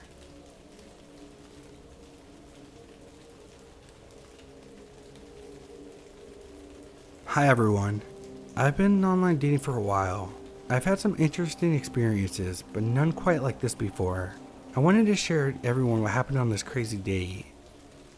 About 2 weeks ago, I matched with this girl on Tinder. She was really cool and fun to talk to at first, and we hit it off pretty well. She was funny and had an interesting sense of humor. She was attractive. Nothing stuck out as weird or odd about her appearance really. She had a lot of tattoos, which I liked a lot. There were certain comments that she would make at times that just seemed pretty dark and morbid. Another thing I found weird was that she insisted on driving. I figured it was because she had a nice car and wanted to show it off. Nope. When she came to get me, she pulled up in a pretty beat up, dark brown van. When I got in, I noticed an awful smell. It was messy, with trash and dirty clothes everywhere. I didn't want to say anything about it, and I just made casual conversation. We went out to eat, which was normal for the most part. After we left, she said that she wanted to drive me to a spot she likes to go to. She said it was secluded and deep in the woods, so I figured she just wanted to make out or something like that. When we got there, she got out of the van and ran off sprinting. I was confused and in shock at this point. I looked around for her for a second, but it was pretty dark, so I just decided to go back in the van and lock the doors. A few minutes later, I heard beating on the window. It was loud and pretty scary. It did appear to be her, so I opened the door and let her in. She was completely naked at this point. I gave her a confused look and she said that she just ran off to freak me out. She kept laughing and then started kissing me. I went along with it even though I was a little freaked out. I don't want to share graphic details, but she requested doing some really weird and odd things that I didn't feel comfortable doing. She was rough and violent when we were messing around. I finally tell her to stop and tell her that I wasn't comfortable anymore. She told me to get out of the van. I asked if she could drive me back home, but she insisted and shoved me out and left me there while driving off. I still had my phone, so I decided to call the police. I let them know where I was and that I felt unsafe. They shortly arrived and I told them what happened. While we were talking, she came back in her van. They talked to her and said they were going to take her in. The next day, I got a long message berating me over calling the cops on her. She said what I did was uncalled for and childish. I haven't spoke to her since.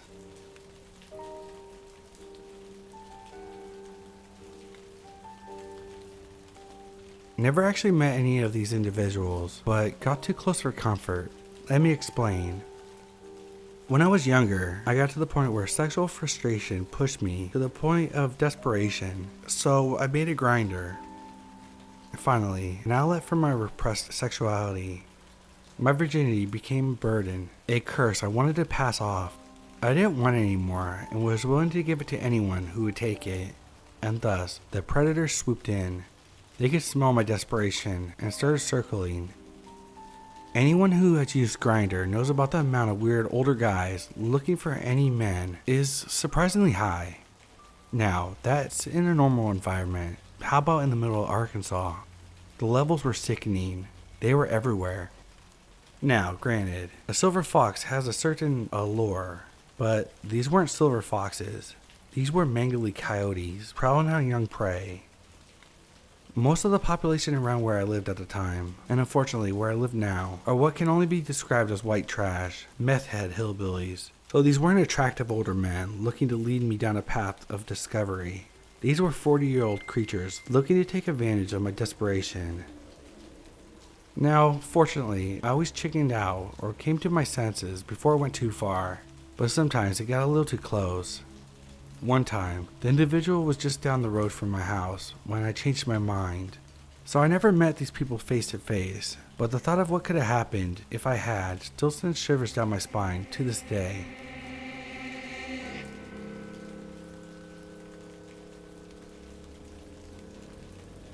Though this is more of a virtual encounter, it's still plenty creepy, so don't worry. In the past week, I have came across this TikTok account by the name of You Shouldn't Be Looking. Allow me to paint a picture of the post featured on this account before you decide to be brave enough to check it out yourself. Its first post, October 4th, 2020, is a video of a rotting pumpkin being filmed by shaky camera work. Nothing too sinister, right? How is that even a little creepy? Well, it's about to get a whole lot worse. On the 7th, they posted 6 more videos. These are the ones that really started freaking me out. The first 2 videos posted that night were of a seemingly empty road surrounded by trees and one street lamp. In one of those videos, you can hear a cameraman walking. In the back, faint singing and voices can also be heard. The third video posted after those 2 is showing something wrapped in a plaid blanket laying on the floor of the woods. The man filming, assuming it's a man, and I'm fairly certain it is kicking leaves on top of the bundles. The video after is where it starts getting heavy. We can see this man dragging along a small blue suitcase. The suitcase appears to be leaking blood on the floor as he drags it along. The suitcase seems to be very full of whatever the fuck it is and has bounds of duct tape around it. The fifth video posted that night is perhaps the most chilling in my opinion. The video starts off with him walking slowly to the edge of a bridge. He only has one sock on and is clearly soaking wet. He follows a small trail of blood until he finally shows a large patch of it. And what do you think is sitting on the ledge of the bridge? If you guessed the suitcase, you are correct. He then proceeds to show his gloved hand, pushing the suitcase off into the water. Oh, and did I mention the song playing in the back of the video? It was It's So Hard to Say Goodbye by Kenny Vance. The sixth and final video posted that night is him showing various drawings, all of which of course are terrifying and disturbing. What gets me though is the fact that his hands are 1. Shaky as fuck, 2. Covered in scratches, like seriously, I mean covered. Before I saw the scratches, I thought that maybe he could be just another thing, like Ash Vlogs, the ARG. I don't know if you remember that, or it ends up just being some little film project. But those scratches, they make you feel like it was so much more real. Lastly, before I go, I would like to mention that every single one of these videos so far have been captioned with the same exact hashtags every time. Hashtag don't look. Hashtag you shouldn't be here. Hashtag hide. Hashtag don't you remember the summer by the river. Hashtag leave me alone. Hashtag go away. If you are brave enough to check out the videos posted so far, please do so, but I will continue to update the situation. I have also been saving every single video to my camera roll. This account I feel is real and shouldn't be taken lightly. It feels too real at this point. It feels way too real.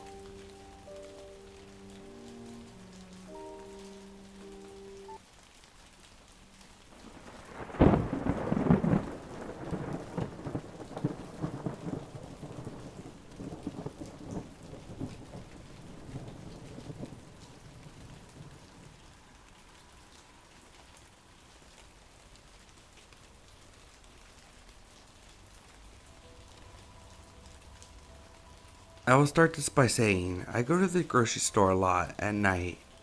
I live in an overly populated area. The grocery store is open 24 hours and sometimes I just like to go by myself late in the evening. I don't feel rushed, and no matter what time it is, there are still people there. Not a whole lot, but enough that you feel safe. I always park on the side of the grocery store, just out of habit, because when I do go during the day, it's so packed that the side parking lot is usually the best place to find a spot. One night, I think it was around 9 p.m., I went to the store. I parked on the side lot. It's right next to the store, and I'm literally 25 feet from the entrance. But the side parking lot was a lot less populated at night, and there isn't much foot traffic or lighting. I didn't think much about it and just headed inside. I was inside for about an hour and came out and loaded my bags. As I was loading them in, I noticed two guys coming from around the back of the building. They started talking to me as they reached the front of my car. I smiled and tried to be polite as I finished loading up the car.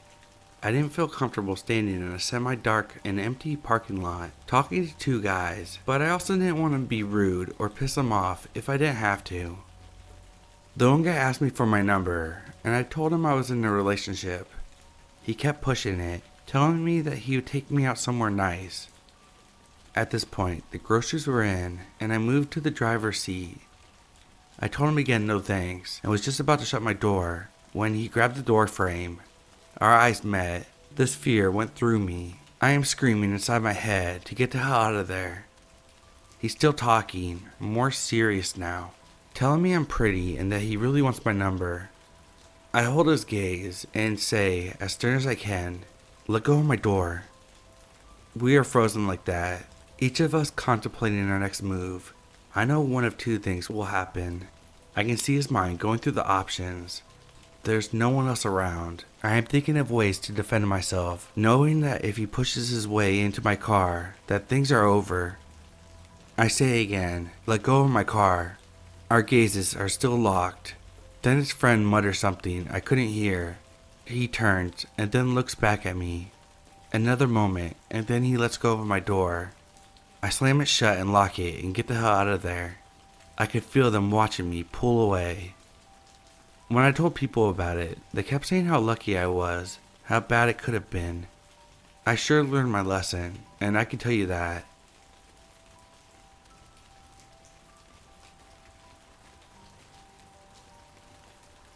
It's my first time posting here, and I don't know if this really counts, but here it goes.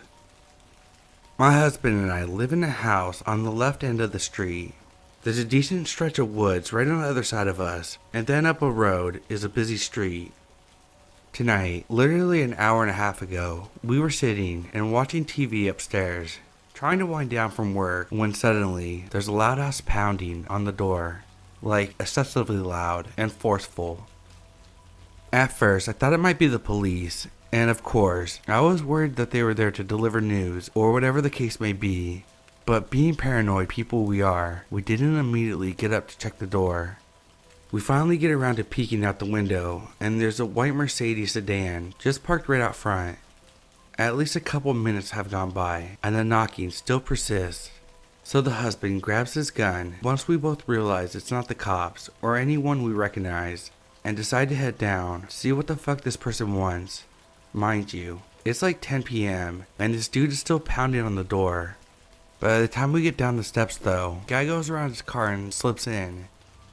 I didn't see his face or the plates of the car, but he just sped off. Maybe it's not like your super creepy encounter, but we were just pretty shaken.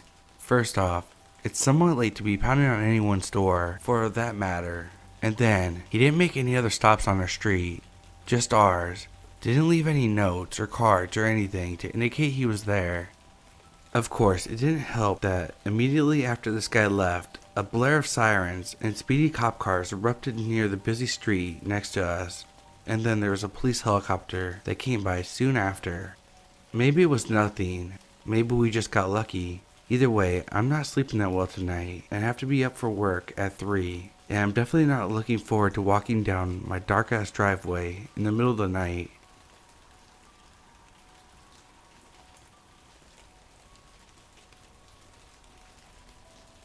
This past New Year's Eve, I went away for the night with my two best friends and one of their moms. I'm posting now because I recently discovered this subreddit. I was home for the holidays from college, and my friend Sarah invited me to Palm Springs to celebrate New Year's with her mom and our friend Rachel. I didn't have any other plans, so I decided to go with them.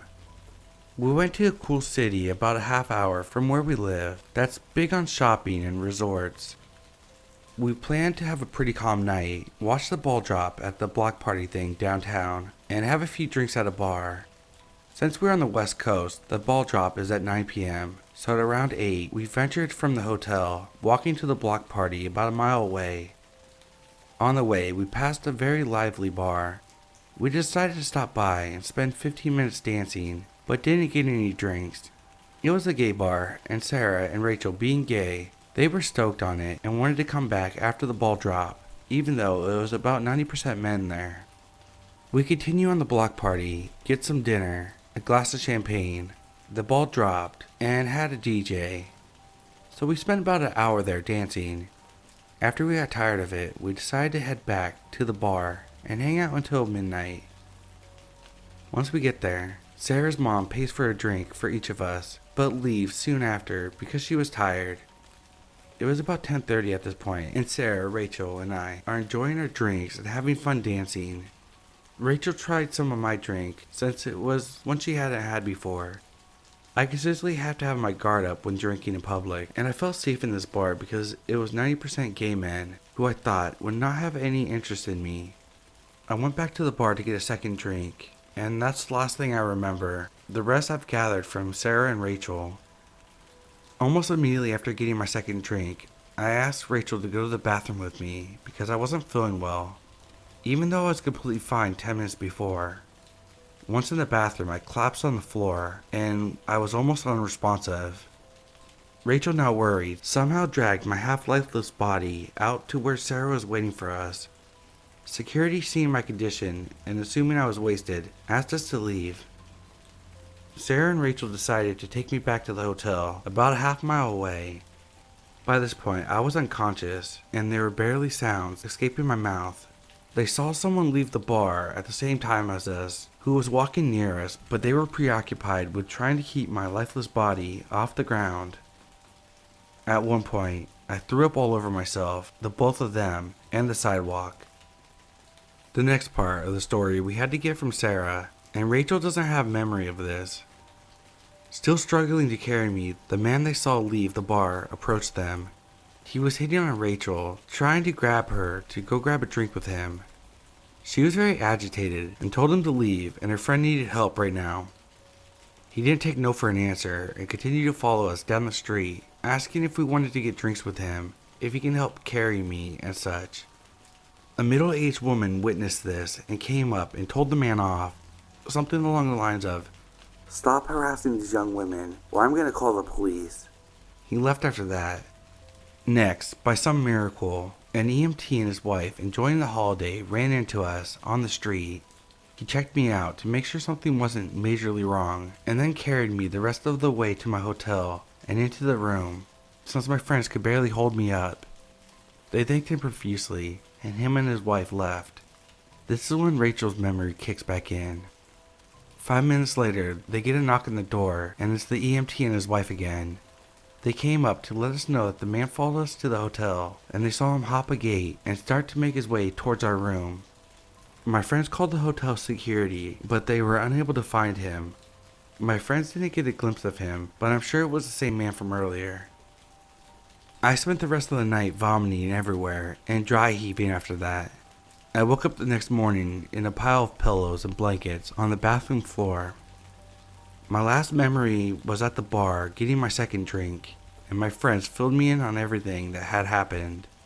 Feeling like crap, I thought I must have drank way too much, but I had never blacked out before in my life.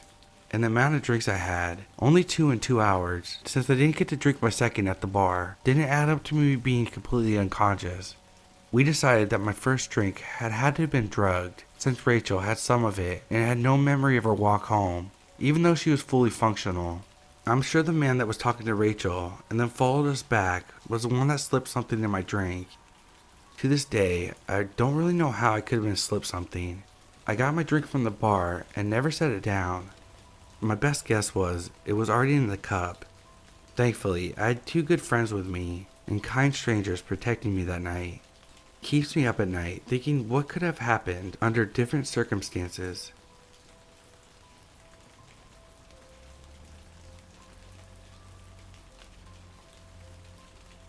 This happened to me about a week ago. I found a summer job at our local supermarket about 2 weeks in. I got asked to work the late night shift, 11 p.m. to 5 a.m. I accepted it since I needed money and I never slept early anyways. Everything was fine and dandy until about 3 a.m. when a shirtless, scarred up guy came into the store. After lingering around the store for a while, he quickly came up to the counter, making intense eye contact with me. As I was about to ask him if he needed any help, he whispered, "Don't dare to move." I didn't hear him at first, so I asked him if he could repeat that. At that point, he got agitated and yelled, "Make another sound and I'll cut you up." In a swift motion, he vaulted over the counter, going to the alcohol section, trying to grab a bottle of whiskey. Thankfully, the owner had hid a baseball bat under the counter. The moment he turned his back to me, I took the bat and swung full force into his knee. He winced in pain and tried to get up. I wanted my bat again, acting as if I was going to hit him again, just to see him pull out a homemade shiv of some sort. I unfortunately let him get up. And the moment he did get up, he swung his shiv at me, lightly lacerating my wrist. I pushed him back with my bat, and he stumbled over some boxes. He sprinted to the door and got out. I called the cops and showed them the security footage, but they haven't contacted me since. I think it's safe to say that I won't be working that late night shift again for a long time. So scarred, shirtless guy, let's not meet again.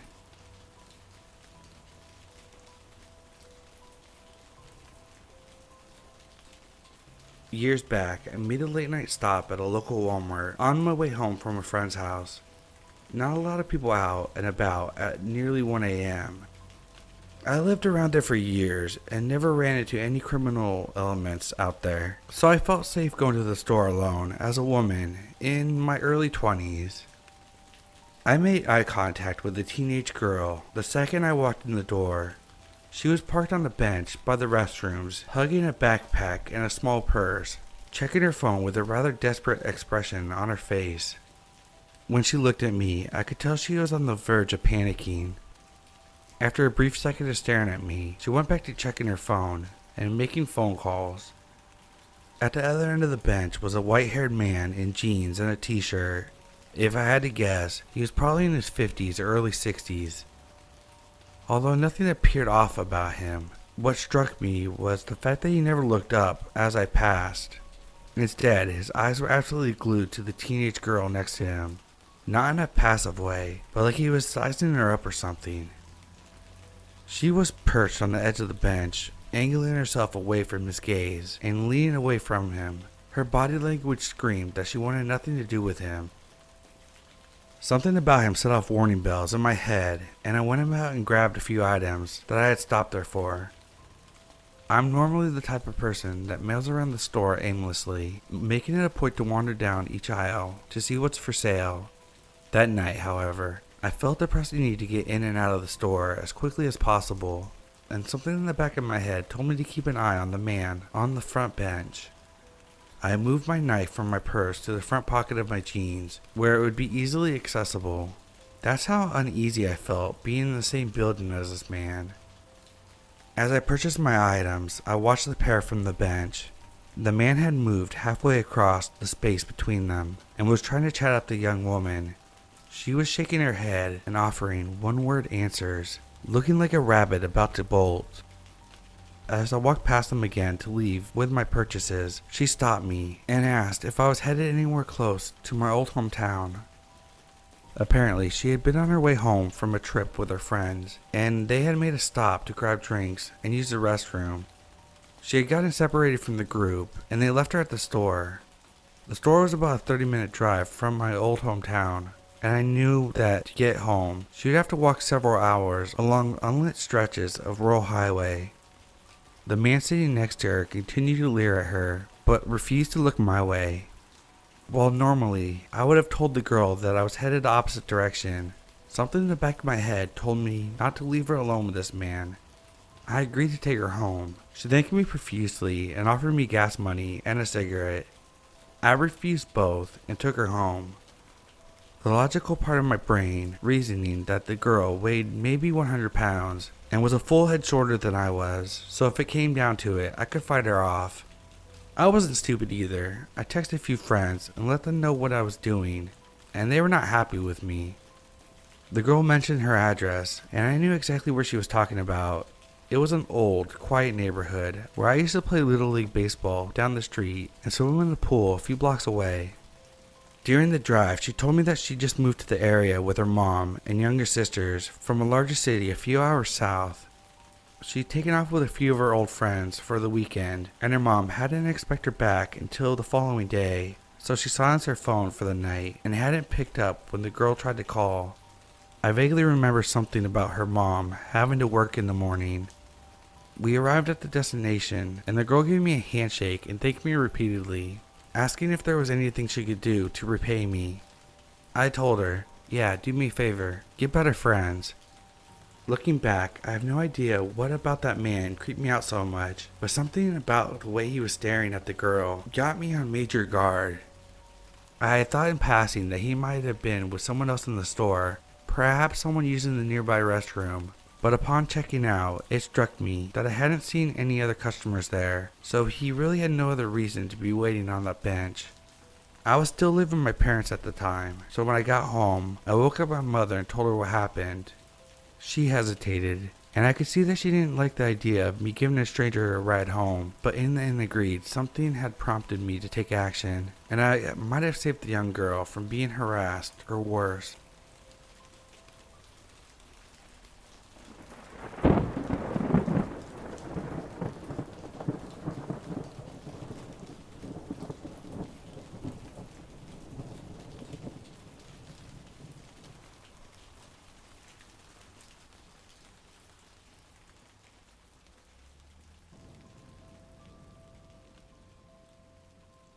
This was about an hour ago. It's not nearly as bad as some of them, but I'm still shaken up. It was roughly 9 p.m. It was a Tuesday night. Nothing ever happens on Tuesdays. I went downstairs to get my dog so she could sleep in bed with me. I said goodnight to my parents, got my meds, and got a glass of water. I set the cop down and turned off the lights, totally forgetting about my glass of water. I placed my dog on my bed, turned on my laptop, and realized I left my water downstairs. I went back downstairs to get it, and I saw a car pull up through the kitchen window. I thought it was my older sister, but she was staying at a friend's house. I looked out, and it was a small compact car, from what I could see, with 2 men inside. I had no clue who they were, so I began to stress out. I tried to get a closer look, while making sure not to be spotted. I'm a small guy, 5'5", and weak as hell. A 14-year-old kid can't take on 2 tall, buff-looking men. I saw something in the back of the car, but couldn't quite make out what it was. I snapped out of it and grabbed my water. Out of the corner of my eye, I saw one of them walk around towards my house. I lost it at that point and ran to my parents' room. I asked, "Who's outside?" My dad was confused and said, "Is it your sister?" I shook my head. I told him that we don't know them. They weren't our neighbors, plus their houses are in walking distance, so there's no need for a car. My dad got up and my mom followed. They looked out the front door and saw a tall man in a gray Under Armour hoodie walking up, carrying something. My dad instantly went out there and freaked the guy out. My mom rushed me upstairs and had her phone ready. I went to my room, still holding my water.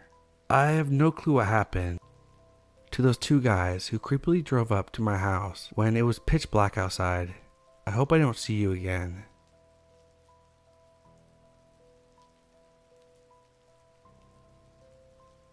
First time living alone in my apartment.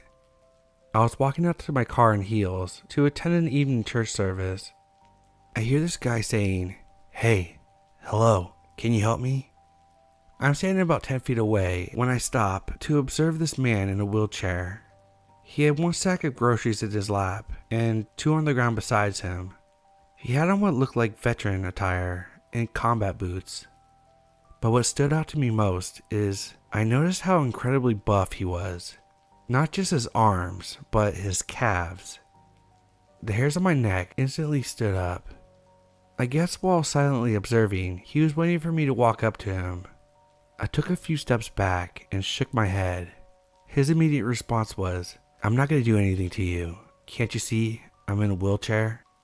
He then pointed to his door and said, "Look, I just need help putting these bags inside my door on the floor. That's all." I declined politely and began to walk away. The screaming, cursing, and insults is what made me basically run to my car. Safe in my car with the doors locked, I couldn't shake that awful feeling off of me. Fast forward a couple days later, and I'm driving down the street headed home. Who do I see walking without a limp or a cane? My heart dropped. I stayed in my apartment for a week, too scared to go out, just in case of any more encounters. To this day, this strange encounter haunts me. Edit.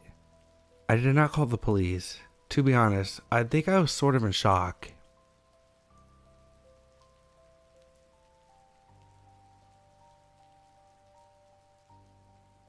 About 5 years ago, I was living with my parents and my twin brother was there too. Every morning at about 7 a.m., we would both head out for a run. We had mapped out this giant loop that we would run. To make it a bit of a competition, I would run it in one direction and my twin brother would run it in the other direction. That way we could run and stay focused. Part of this loop was on the main street of the city where we live. On the main road, there is this shady apartments hidden by a bunch of trees. The direction I was running, the view of the apartments was obscured by a giant hedge bush, and I couldn't see the apartments until I was right in front of them. Out of my peripherals, I see this woman standing among the trees, staring at me. I immediately got the chills. I did not turn to face her. So I ran and forgot about it. I pass my twin about 10 minutes later. He's going in the opposite direction as I get home and my twin isn't back yet, so I go about the rest of my morning routine, including taking a shower. I get out of the shower and my twin still hasn't came back yet, and I'm starting to get a bit worried. An hour after I had gotten home, he's still not back, so I call him. He tells me he's on his way back, but he has something that he needs to tell me and my parents. Finally gets home and tells us that when he was running in front of those apartments, he saw a woman hanging from the trees in front of the apartments. As soon as it's obvious that he's seen her, a man comes sprinting out of the apartments wailing and screaming, "No, I can't believe she did this," and grabs her body and lays it on the ground and starts performing CPR. It's obvious he is her husband. My brother called the local police and they dispatched an ambulance and police officers. My brother had to stay for questioning. He was obviously troubled by it.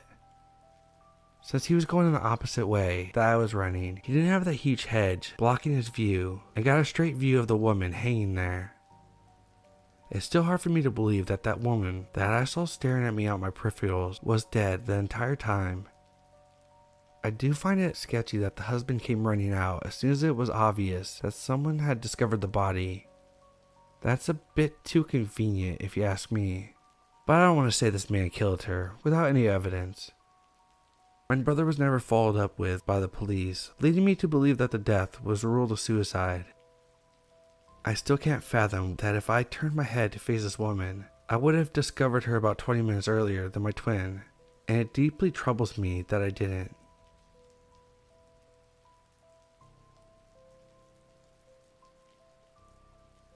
Before my mom married my dad, she dated a man named Craig.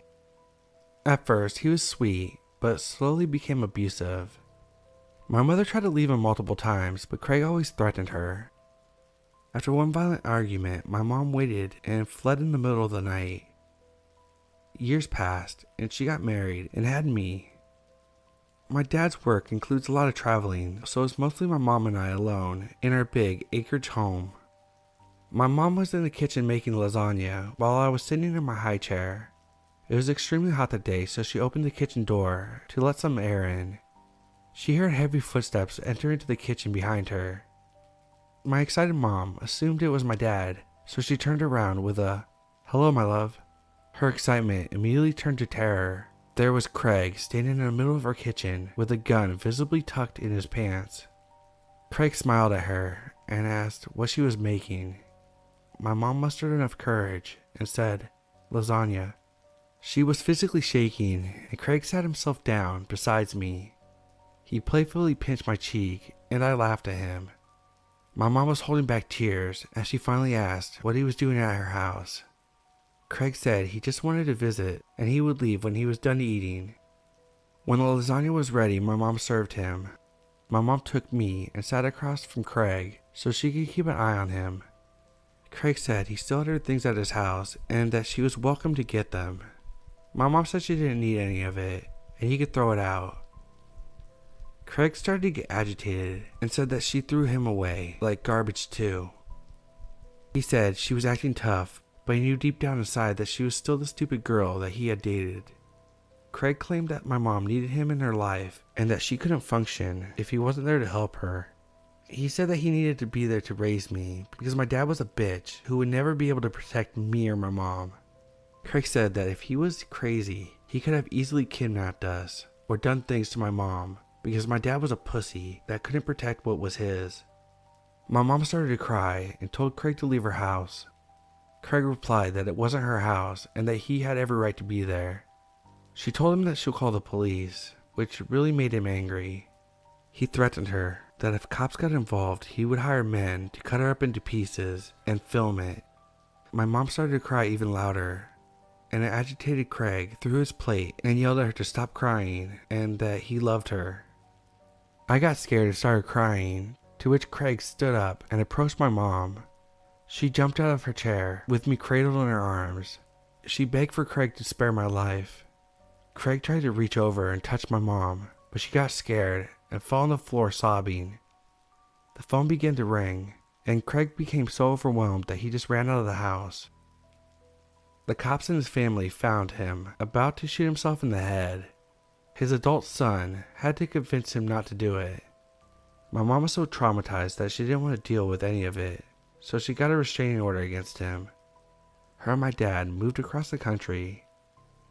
I was curious and searched this guy up and was shocked to see that he was dating a college-age girl who looked like the woman he couldn't have.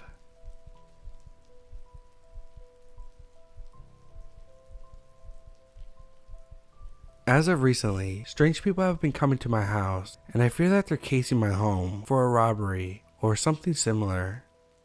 I live in a rural area in New England, and not much happens here.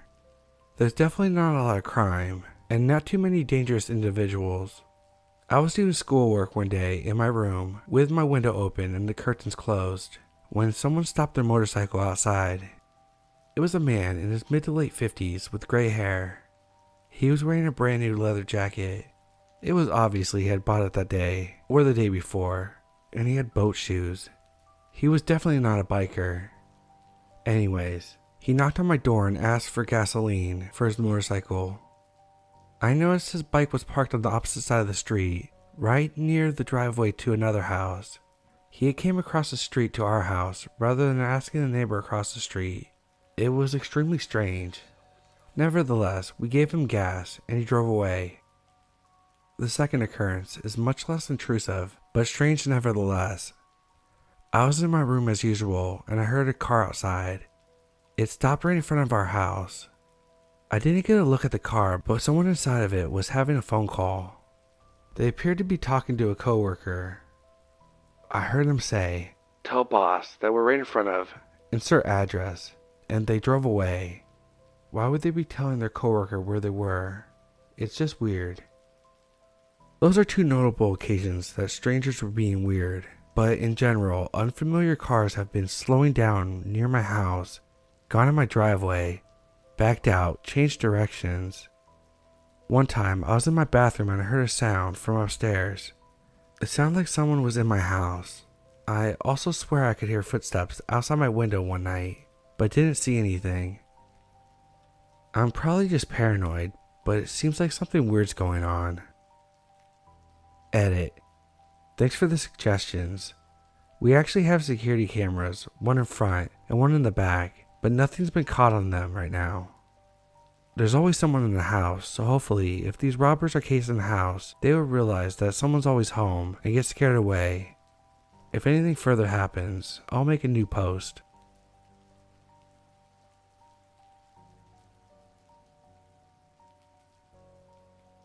My husband Joe works at his family business with his dad. It's a shop, which his dad has owned since before he was born. My husband has worked there all his life. He's now 40. So a lot of the customers knew him pretty well because they've been shopping there for a number of years. About 8 years ago, Joe came home one night and told me about this customer in the shop called Bernard. Bernard was a similar age to Joe and I and had become a regular customer. Bernard and his wife Vanessa and their 2 kids lived nearby and had bought numerous things from the shop. Joe had even been to their house to deliver some purchases, so we got to know them. Bernard and his family were originally from France, but moved to the UK a year earlier because of Vanessa's job. Bernard's younger brother Alex and his best friend Victor also moved to the UK with the family, and they all lived together in the same house. Joe thought Bernard and his wife seemed like lovely people. They told him that they hadn't made many friends in the UK yet, and he thought maybe that they were hinting that we should spend more time together. As Vanessa often told Joe, she'd like to meet me, and they always took time to stop and chat with him when they were in the shop. Joe said that they seemed like nice people, and he felt bad that they didn't have many friends, so he asked me if I'd be willing to go to dinner with them. I'm quite social and trust his judgment, so I was more than happy to meet them. A few weeks later, we arranged dinner and went out for a meal as a foursome. Alex and Victor, Bernard's brother, and his friend, babysat their children so we could go out on a double date. I really liked Bernard and Vanessa. The conversation flowed easily, and I enjoyed their company that evening. They also had a lovely time and invited us to go out again a couple weeks later. After that, we went out with Bernard and Vanessa quite regularly. on average every 3 to 6 weeks over a course of 2 years. We'd meet up with each other and go for dinner, bowling, or to the cinema with them. Alex and Victor never came because they were the babysitters, and being a little younger than the four of us, it didn't seem like we'd have much in common anyway. Bernard never told me whether Alex or Victor were a couple or just friends. He just referred to Victor as Alex's best friend, and we never asked. We met them multiple times when we go to Bernard's house before our evening out. They'd invite us in as they were getting ready, so we'd meet Alex, Victor, and their children on quite a few occasions. Bernard and Vanessa came to our house multiple times too. Eventually, the friendship fizzled out when Bernard and his family moved further away from us. We only visited them once or twice, and after that, eventually lost touch altogether. Fast forward a couple years later, and one day, out of the blue, Vanessa and the children come into the shop to buy some things. Joe was surprised after not seeing them for so long, and they started chatting. He asked how Bernard was, and Vanessa told him that he was in prison. Joe was really shocked and asked why, but Vanessa wouldn't say, and mumbled something vague about it being a long story, and that he shouldn't really be there. Then she left as quickly as possible. Joe came home and told me, and we were both in shock and wondering what he'd done. But we kind of forgot about it because at this point, these people weren't in our lives anymore anyways. We assumed he must have done something small or accidental. A couple weeks later, Joe is reading the local newspaper and cannot believe his eyes. Bernard's photo and full name is in the paper as part of a murder story. Apparently, Bernard and his brother Alex had been on trial for the murder of Alex's friend, Victor. Victor was found beaten to death in their garden shed. They were both charged and found guilty and have been sentenced to life. Their photos, full names, as well as Victor's, were in the article as well, so there's no doubt it was definitely them. The article didn't go into detail as why they killed Victor, but it was believed that there was an argument over money, with Alex admitting that he killed him because he wouldn't give him the money that he agreed to. Bernard was still denying it, I think, but had been found guilty nevertheless. When we had been going out with Bernard and Vanessa, Bernard had mentioned to us once about how Alex and Victor gave him their salaries to mind, and he controlled their money because they were bad with their money and needed help managing their finances. We thought it was unusual because Alex and Victor were in their early 20s, so although young, technically they were old enough to manage their own money, but we thought maybe because they were living in a foreign country, they just needed a little extra help with their bills, and it was none of our business, so we thought nothing more of it at the time. Joe and I expect that the arrangement hadn't been working for Victor anymore, and perhaps he refused to hand over his salary, resulting in Bernard and Alex beating him to death and hiding him in the shed. We obviously don't know this, and it's just a guess. Shocking considering Bernard's two young children also lived in the house. So I was basically friends with a convicted murderer. Gives me chills to think I visited the house and met the victim and both the killers, and had been friends with one of the killers for nearly 2 years.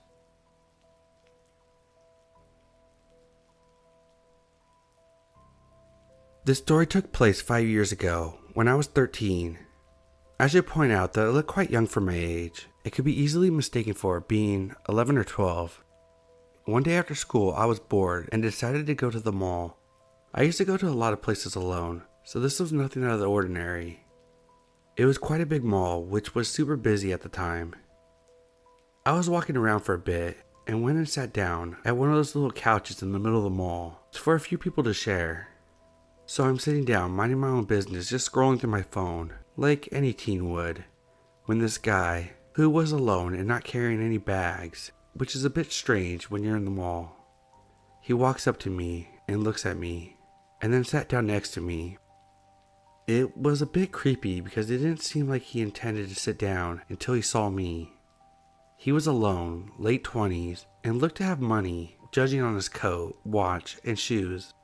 He sits down next to me, and I'm already feeling a bit uncomfortable. I'm usually fine with strangers sitting next to me, but the way he sat down made me feel uneasy. He looked at me, and I could see it from the corner of my eye. I could tell that he was about to do or say something, and it didn't feel right, but my stupid ass didn't get up either.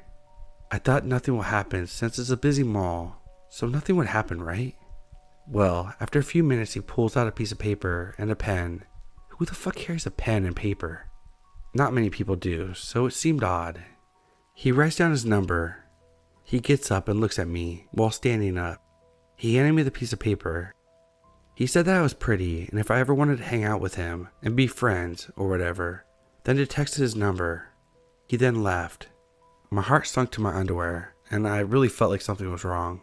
Even if his intentions were harmless, to think he handed me his number and I physically looked no older than 13 does not sit well with me. And we didn't even talk, so why would I text his number? Anyways, I left and go home afterwards and tell my parents. They contacted the police and told us not to contact him and that it could potentially be sex trafficking, but they were unwilling to take his phone number to investigate any further. Moral of the story, either don't be alone or get the fuck up when something doesn't feel right.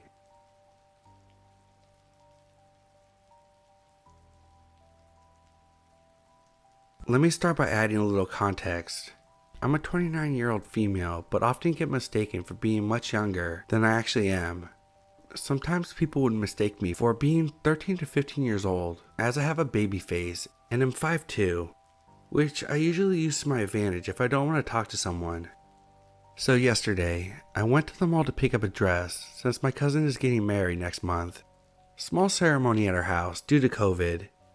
I wasn't picking anything too fancy since the wedding isn't super big or traditional, but dresses that I thought were still nice. As I picked the last of my 5 options and made my way out of the dressing room, I was approached by a woman who asked how old I was. I told her not to worry about it and went to trying things on. I picked out a dress I liked and exited the dressing room. When I returned the unwanted dresses to an employee, I was again approached by the same woman who again decided it was her business to ask how old I was. Again, I told her not to worry about it and continued on to find some cute shoes to match my dress. When looking at shoes, I was approached yet again by this woman who all of a sudden decided that I was a child and then proceeded to go on a rant about how 12-year-olds shouldn't be left alone in the mall. Where is your mother? I, as nicely as I could at the moment, let her know that I'm an adult, that I was fine, and could she please leave me alone? This, I guess, upset her, and she reported me to a security guard as a lost child. When approached by security, I answered his questions and even showed him my ID to prove that I'm an adult and let him know that she had been bothering me. As far as I know, he told her that I was an adult and to leave me alone. The rest of the day, wherever I went in the mall, this woman followed me into every store. Finally, I got annoyed enough just to leave, and this woman followed me to my car, where she proceeded to tell me to get into her car and she would drive me home. I let her know again that I was an adult, I had my own car, and was going to drive myself home. I got in my car and drove around for a good hour before finally going home.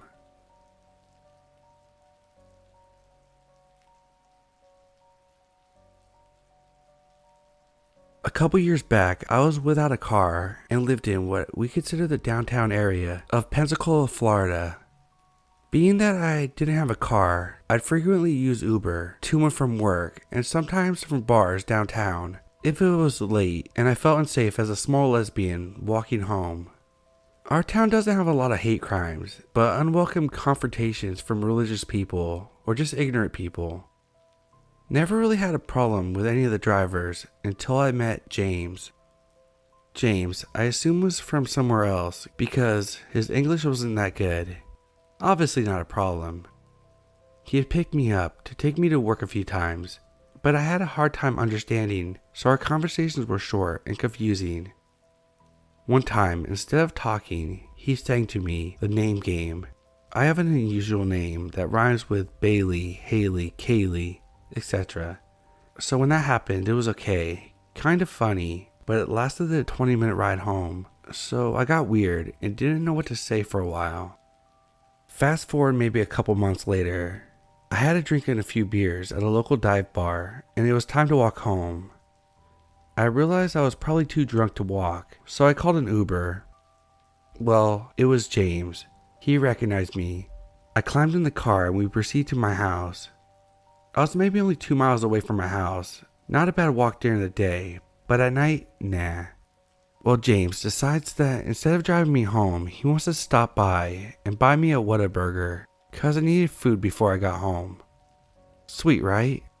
So instead, he drives towards Whataburger. At this point, I'm cool and happy with what's happening. Well, here comes Whataburger, and he drives past. I'm like, hey, that was it. He said, yeah, I know, but I forgot my wallet at my house. We had to go there first. That's when I start to sober up and tell him, no, just take me home. Well, he doesn't stop at first and argues that I should be nicer to him and he's doing me a favor. So I get a little more vocal. After that, he says, fine, I'll turn around, and something in another language that I could only assume meant bitch or whatever. I felt like I couldn't wait, so I hopped out at a red light and just risked the walk home, which would have been just 2 miles, but is more like 4 miles because we're down by Whataburger. I did make it home safe, but sadly, on my way home, the police stopped and searched me, asking me why I was out so late in what would be considered a bad neighborhood. They didn't care about the weird driver because nothing happened. So yeah, sort of creepy to me.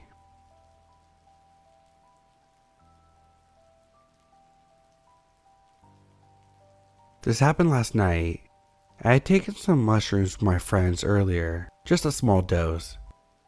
I had a bunch of energy from them, so I couldn't sleep and decided to go for a walk around the block. I live in Los Angeles. It's a relatively safe area, but not the best. Since COVID started, it's not as busy or lively as it usually is, because the main draws to my neighborhood are the local theaters, comedy clubs, which have been shut down for months.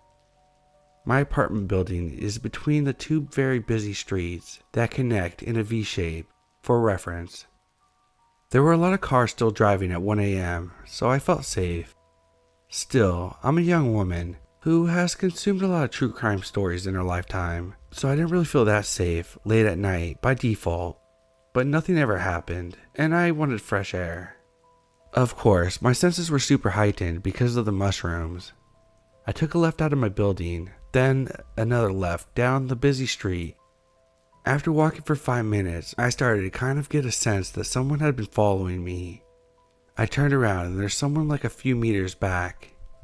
I figured that I'm just paranoid and they were not actually following me. Still, I felt sketched out. I get to the end of the street and realize I can't go anywhere except to go straight or take another left down an alley, which was my original plan for my walking route.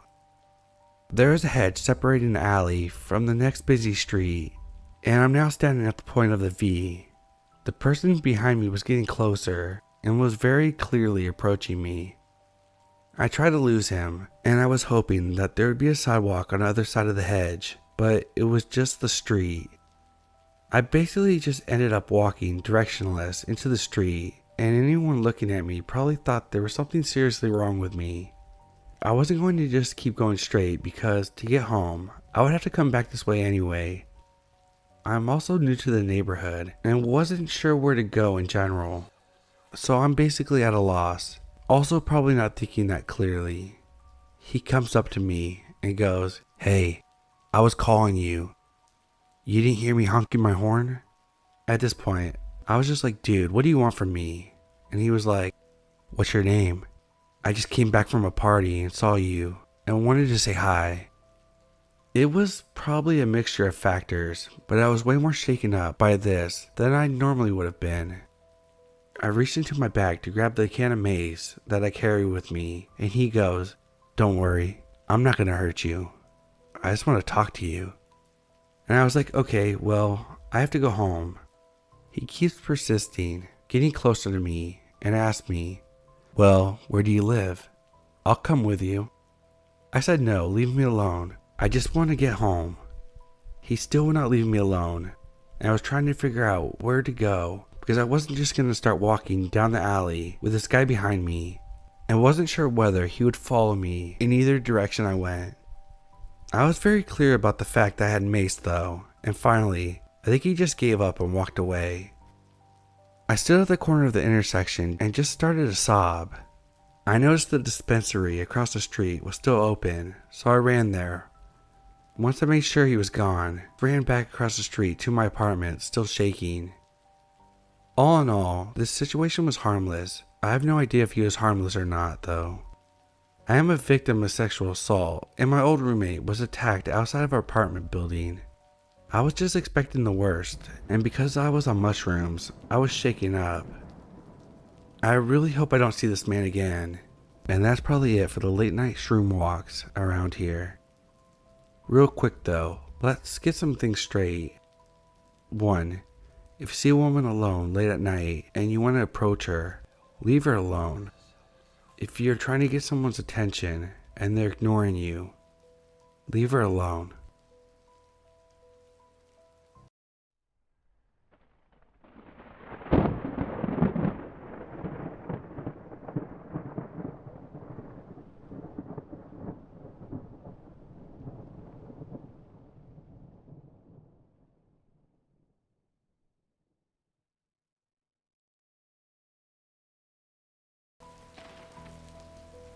This happened 15 years ago when I just came home from college on winter break. Home this time was not the house I grew up in. My parents had just moved closer to our small city, so it just didn't feel the same to be in a different space. Maybe that's what triggered my worry. In my family, I'm always the one thinking of the worst case scenarios, generally distrustful and mostly seeming like an annoying worrywart. Call it what you want, but it's also a gift of fear, am I right? One cold night, my parents had gone to bed upstairs, and the dog had followed suit. I thought I would watch TV in the living room for a bit before going to sleep, and settled in on the couch. The living room was in front of the house, and with the recent move, the shutters on the windows weren't there at the time, only see-through curtains that weren't really drawn. I noted this, but was used to our rural settings, when the only ones they could see in were neighbors that we knew so well. I'm watching TV for a half hour. When the screen cuts out, it just goes snowy. This happened back in the days when you watched whatever your local channels brought you. I looked up from whatever I was doing, maybe texting, back when you had flip phones. At first thinking, well, that sucks, but something felt off. I tried the remote, but no other channels worked, and was just sitting there, thinking of what I should do instead, when my cat jumps up onto the windowsill and starts wailing. It may seem innocuous, but anyone who knew my cat knew this wasn't par for the course. He was pacing and wailing out the window. A feeling of dread washed over me, and I was frozen. That feeling of dread is so fiercely visceral. What the hell was going on? What is out there? I tried to settle myself down in this unfamiliar dark house and felt a bit better, because what are the chances? But then there it was. I swear on everything I have that this cold gust of air blew through and that I heard the sliding door. I didn't realize that the door was there at the time. I just heard a door on the side of the house and felt cold air. I became unfrozen. I bolted. I ran upstairs to wake up my parents and slumbering dog and frantically tell them someone is trying to get into the house. They, I think, were annoyed. I'm a worrier, remember? Still, they get up. I think trying to placate me by looking around the house. They go check all the rooms, including the basement, while I'm scared and exasperated. They are sleepily roaming around the dark rooms unarmed when God knows who has probably made its way inside. Well, they didn't find anything. They verbally patted me on the head and said goodnight, and I felt foolish. That is, until next morning. I don't know what prompted my parents to call the police, but they showed up and asked me, "How did you know someone was there?" Whoa, hold up, what? I started answering. Well, the cat was meowing a lot on the windowsill and my voice trailed off, waiting for a reaction I usually get, which I got. The cop smirks. A cat, huh? He goes on to say that someone cut the cable wires on the side of the house, that either someone thought they were disarming the alarm, or they saw me watching TV and wanted to mess with me. And the sliding door?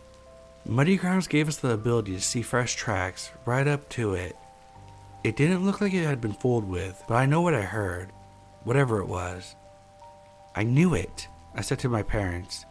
The triumphant feeling was short-lived when I started to mull what I was so sure about had been true. True, I did know someone was out there. I also knew that I would always check that sliding door and take some cues from the cat just to be safe.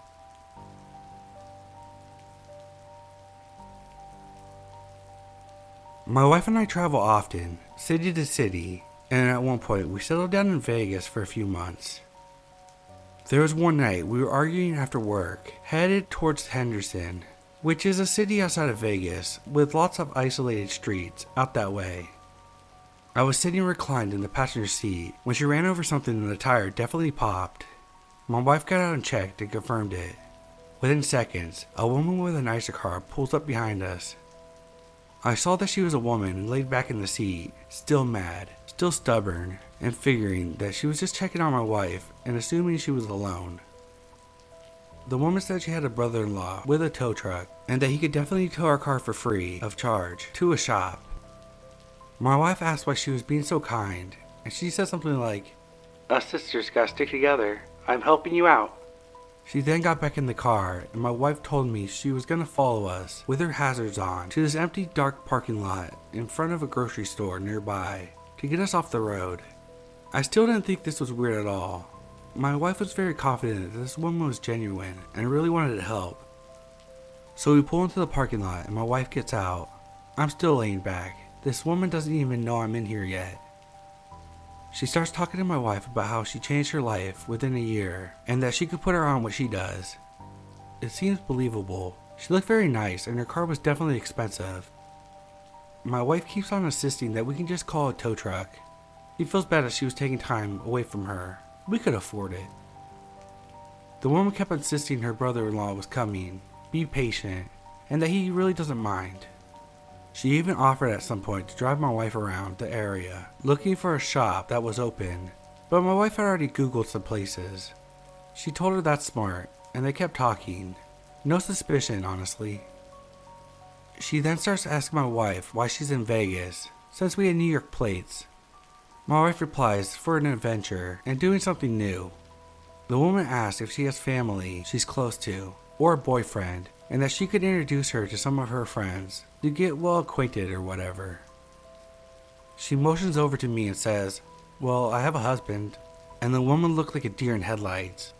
I politely waved. She leans over and finally sees me, stares at me for a few seconds, and immediately gets in the car. Instantly. I've never seen someone look at me like that, like she had to get far away from me. She tells my wife that she has to go to a store that's opening soon, that her brother-in-law is taking too long, but he will be there within an hour. She told her not to leave, he will come help. "1 hour, okay, honey?" My wife was confused and asked if she would be there too, but the woman just drove off.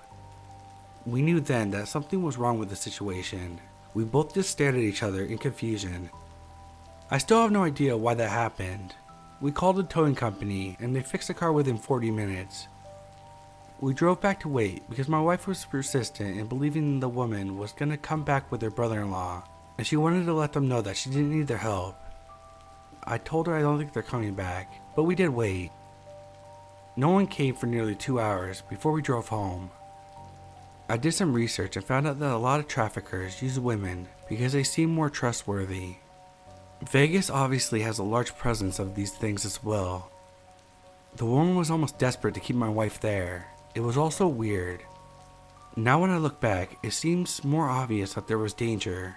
But there in the moment, the woman was so charming and endearing that it seemed like she was genuinely trying to help. I still don't know, but I'm pretty sure she ran off because I was there, and she didn't anticipate a man to be there.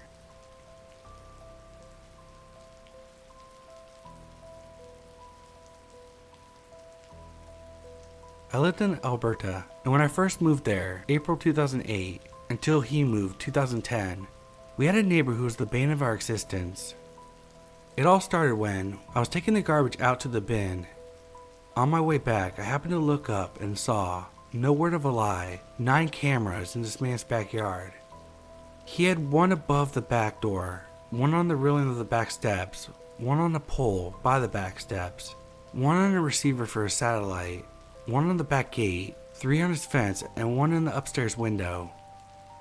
Now the amount kind of creeped me out, but what really creeped me out was that 5 out of the 9 cameras were pointed at my backyard. Oh, did I forget to mention? I have 3 young children. Well, I pointed this out to my husband and he called the landlord right away, who then called the cops, and they all went there and told him to remove the cameras that were facing my yard. Then the trouble really started. He killed 2 of my cats, threw a dead skunk in my backyard, yelled at my kids for playing, and threatened to kill one of the cats in front of my kids, then had the audacity to call the cops on my husband for yelling at him. Not long after, the cops came to our house and put a verbal peace bond on us. I was asleep on the couch due to having a broken arm. I turned off the light and settled in, waiting for the Advil to kick in, when I look out my living room window, and who should I see there? My creeper of a neighbor. I screamed, and Morgan came running downstairs. By this time, my neighbor had already ran back to his place. He finally moved out in 2010 when he realized that you couldn't get rid of us, and shortly after we had a fire in our townhouse and had to move into his old unit. We found out why he had all those cameras. We were moving some stuff downstairs and saw he had built a room. He had a growing operation for marijuana in his basement that no one knew about. I now live on an acreage, and I'm happy not to be there anymore.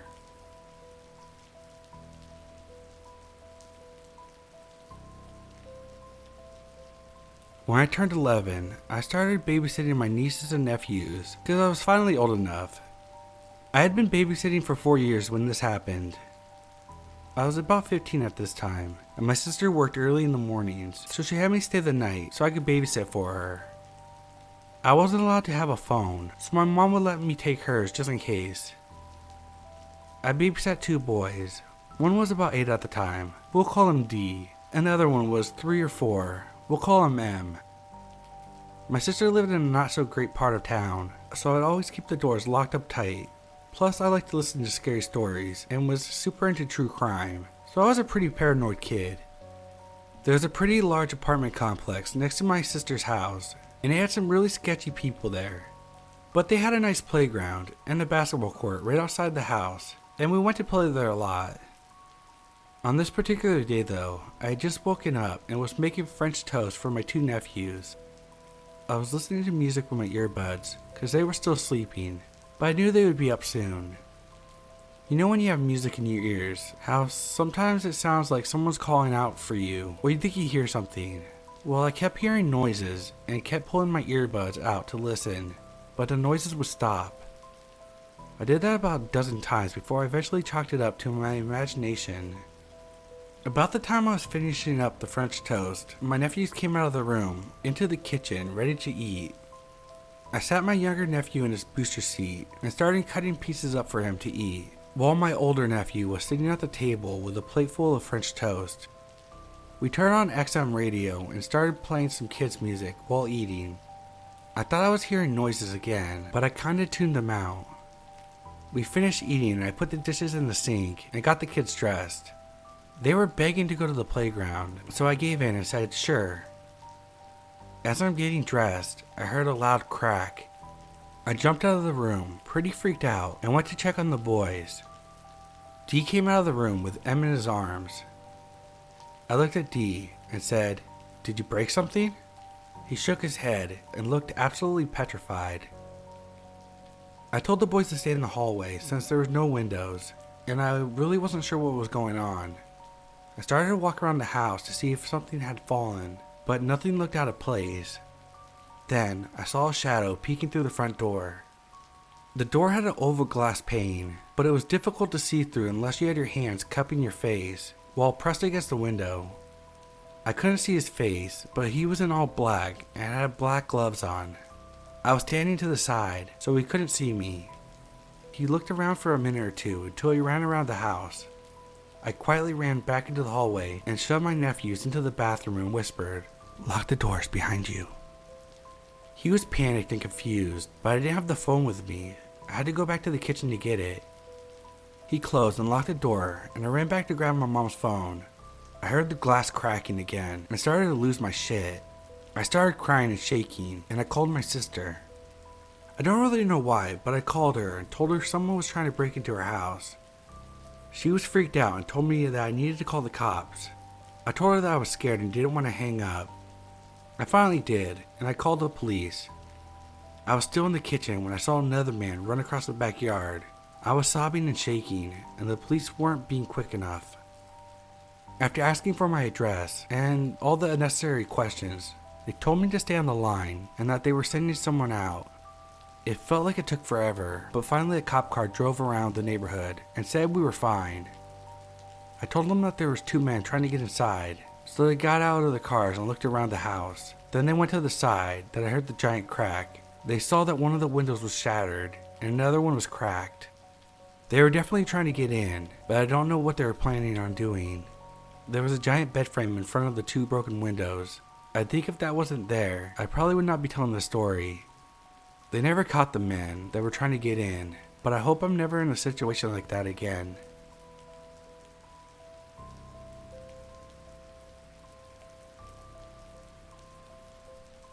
Hey everyone, this is my first post on the subreddit, and it's not as terrifying as some of the other stories I've heard on here. Still, it was chilling. It happened this morning, and I wanted to write it down before I forgot any of the details. Let me preface the story with a little bit of background information. I am a college student majoring in engineering. I'm currently away from school on a co-op rotation with a major company.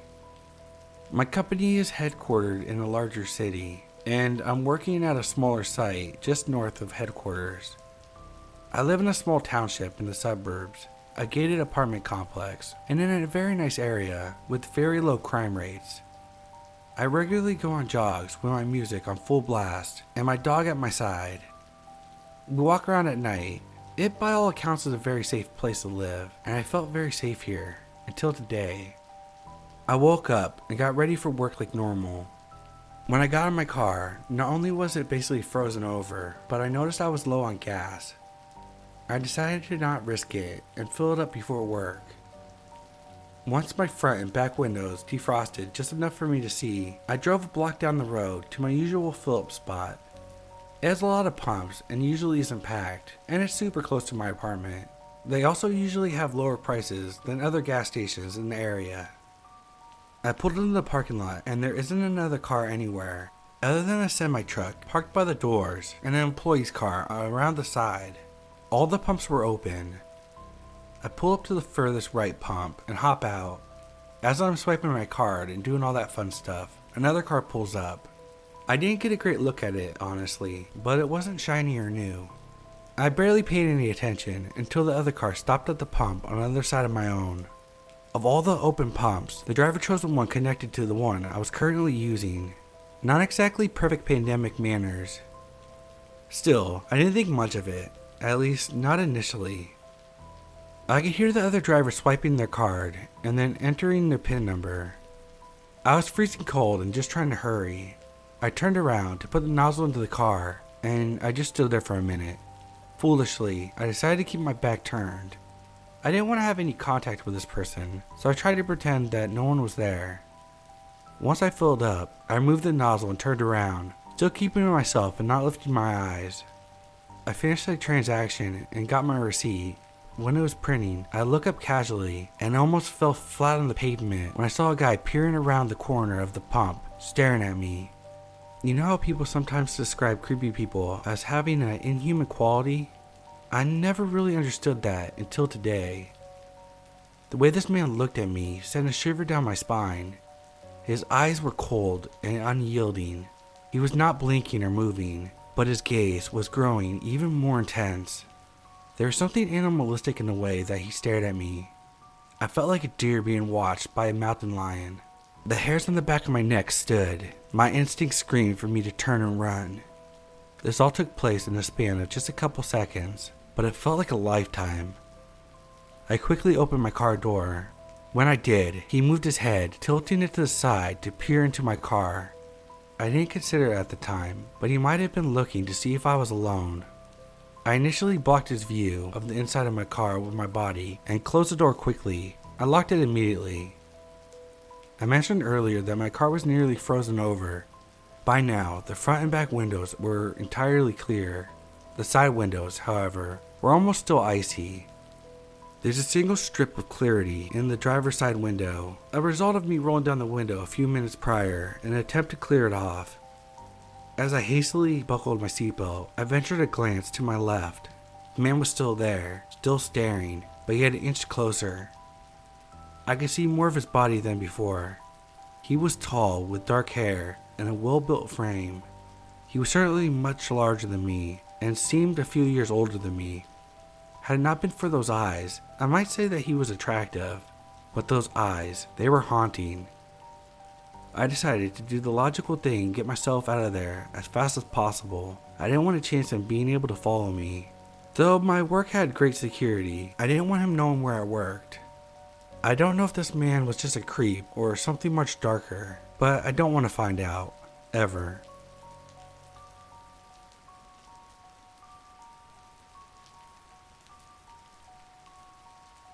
I was in the hospital waiting for a space in the labor ward so I could be induced to have my baby. I was very uncomfortable and told that walking around might help things move along in the right direction. Me and my partner decided to walk down the main foyer of the maternity hospital and walk around the hospital grounds. It was about 2 in the morning, but it was July, so it was a nice mild evening. As we came out of the stairwell onto the bottom floor, I had a painful contraction and had to sit down on the chairs at the door. Me and my partner were just chatting after the pain subsided when the automatic doors opened and a very large man walked in. He looked at us with a crazy look in his eyes and muttered something, then took off down the corridor, grunting.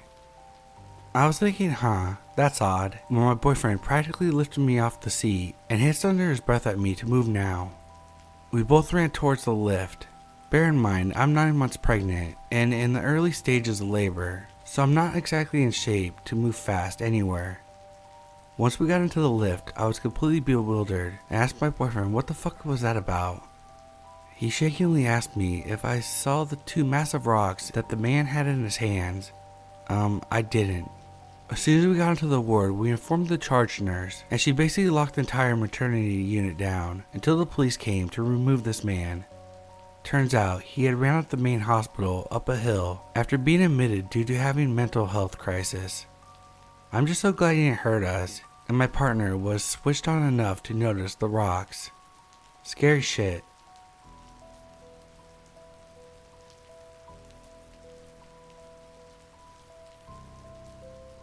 I live in the apartments on the ground floor. I'm a 22-year-old woman, but I was 21 at the time. But it was just a couple of months ago, I think. I was coming back from the mailbox and my apartment is pretty much right by it. I see a dude leaning on the wall and didn't think much of it because a teenage boy is one of my neighbors and he always has his friends waiting outside for him. Also, this was during the day. It's nighttime now, like 2 a.m. and I'm going outside to smoke a cigarette and I'm watching my TV on my phone. The way I was sitting was my back was facing the air conditioner behind me, which anyone can walk through and right onto my porch. The AC is very loud, anyone could walk up and I wouldn't be able to hear them. I noticed something out of the corner of my eye, and right as I turn my head, I feel a hand on my mouth and an arm around me. I'm still sitting, and I didn't see him directly, but I know it's a boy from before.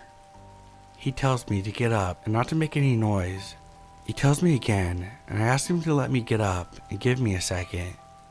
While he's holding me and I'm getting up, I pretend to fall into the door on accident, knowing that my mom is right by it in the living room, watching TV with my sister. She opens the door and he pushes me down and runs. We called the police, but before that, the security shows up at my door and asks me what happened. I don't know how he knew he came from my apartment, and if he saw that much, why didn't he stop him? He insinuates that it's a boyfriend of mine, and I shut that down quick. Then I call the actual cops, and they tell me he was here in a stolen car.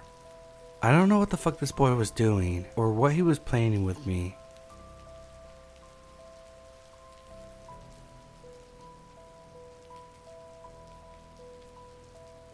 So I was joining my team meeting for a homeroom class, online because of this virus, and we were about to play our classroom game we did every morning when some person named Tokyo joins our meeting.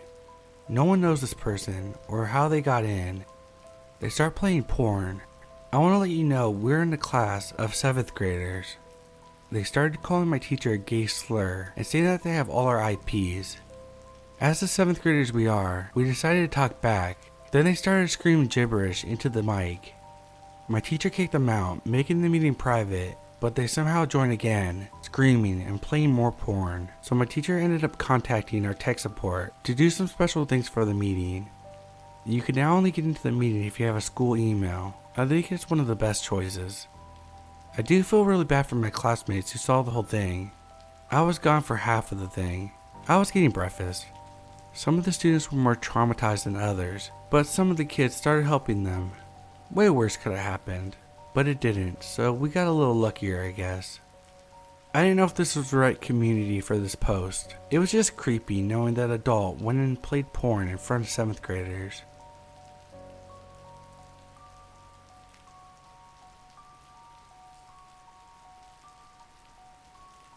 I was on a road trip with my mom, and we had to stop to get gas, so we pulled over at the next Enroute. In Canada, these are huge buildings with all kinds of fast food, and they have gift shops and gas stations. When we were done getting gas, we went to use the bathroom. On our way in, a guy is on his way out and makes eye contact with me, but I didn't think anything of it because I had to use the bathroom. Here comes the creepy part. I walk out of the bathroom with my mom, and there he is, leaning on the wall, right near the bathrooms. I try to ignore him while my mom gives him a glare. He followed us as soon as we started walking. We decided not to get coffee because we didn't want to be anywhere near him, so we ran to our car and started to drive off because there's always these reports of kidnappings and hit and runs right outside the Enroutes.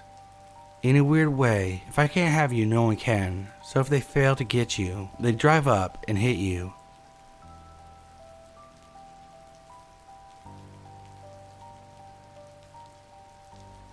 Some of you may know Peter Moore, a serial killer that was active in North Wales in the 90s. He primarily preyed on gay men and was also known as the Man in Black.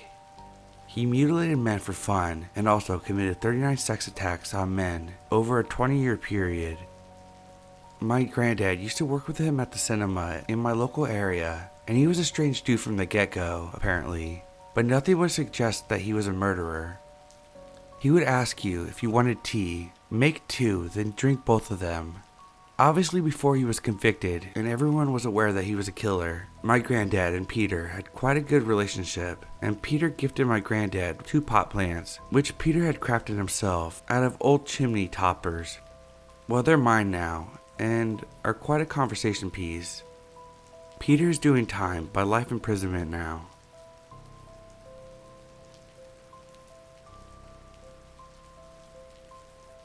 Once, about 10 years ago, my friend and I were walking down the road near our house. We lived in a small town and there were no sidewalks. The road was pretty quiet with not too many cars. Suddenly, a man in a small car pulls up in front of us. He looks like your average white dad, in his late 40s, early 50s, and his car was pretty unremarkable. The thing I remember about his car was that it had out-of-state license plates that were yellowish or orangish, like a sunset. Anyway, it didn't appear like he was doing drugs or having any mental issues.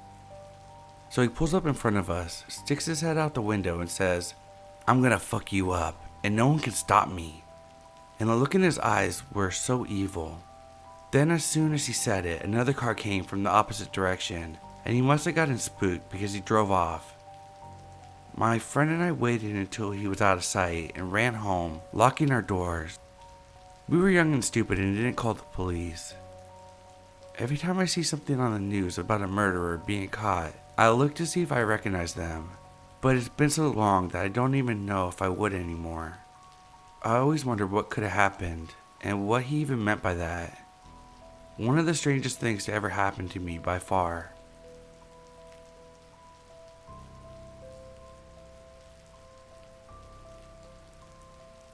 This literally happened a few minutes ago. A friend and I were grabbing milkshakes and a man approached us in the parking lot. He didn't say hello or any greeting. He just walked up to us and said, "I'm gonna kill you." He said, "My name is Fats, and I'm not a murderer." He repeated a few times that he was not a murderer and was not trying to kill us. He said that he saw a few dead bodies here, but it wasn't him. Told my friend to look at his gray hair, and he said he wished he had my friend's hair. He asked how old my friend was, and asked my friend to guess his age. He said that he was in his 60s and too old to kill. We were trying to walk away and he said, "Listen to me," and then told us to watch the news tonight to see them. Luckily, he didn't murder us because he's definitely not a murderer, right? Update. Some people wanted to know if there was anything on the news. Apparently, murder is common in my city, so there were quite a few stories. It's a big city, and the closest murder was 15 minutes away from where we met the guy, who is not a murderer. There is really no descriptive information for any of the cases, so I have no idea if he was actually not a murderer.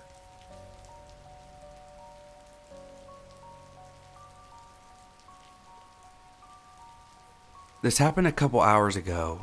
I'm currently in bed trying to sleep off the bad feeling from this encounter. At around 11, I was watching TV and playing on my phone, just waiting to feel tired. My boyfriend was upstairs asleep in bed. The lights were all off in the house, just a lamp in the living room with me. Someone flicked our letterbox on the front door.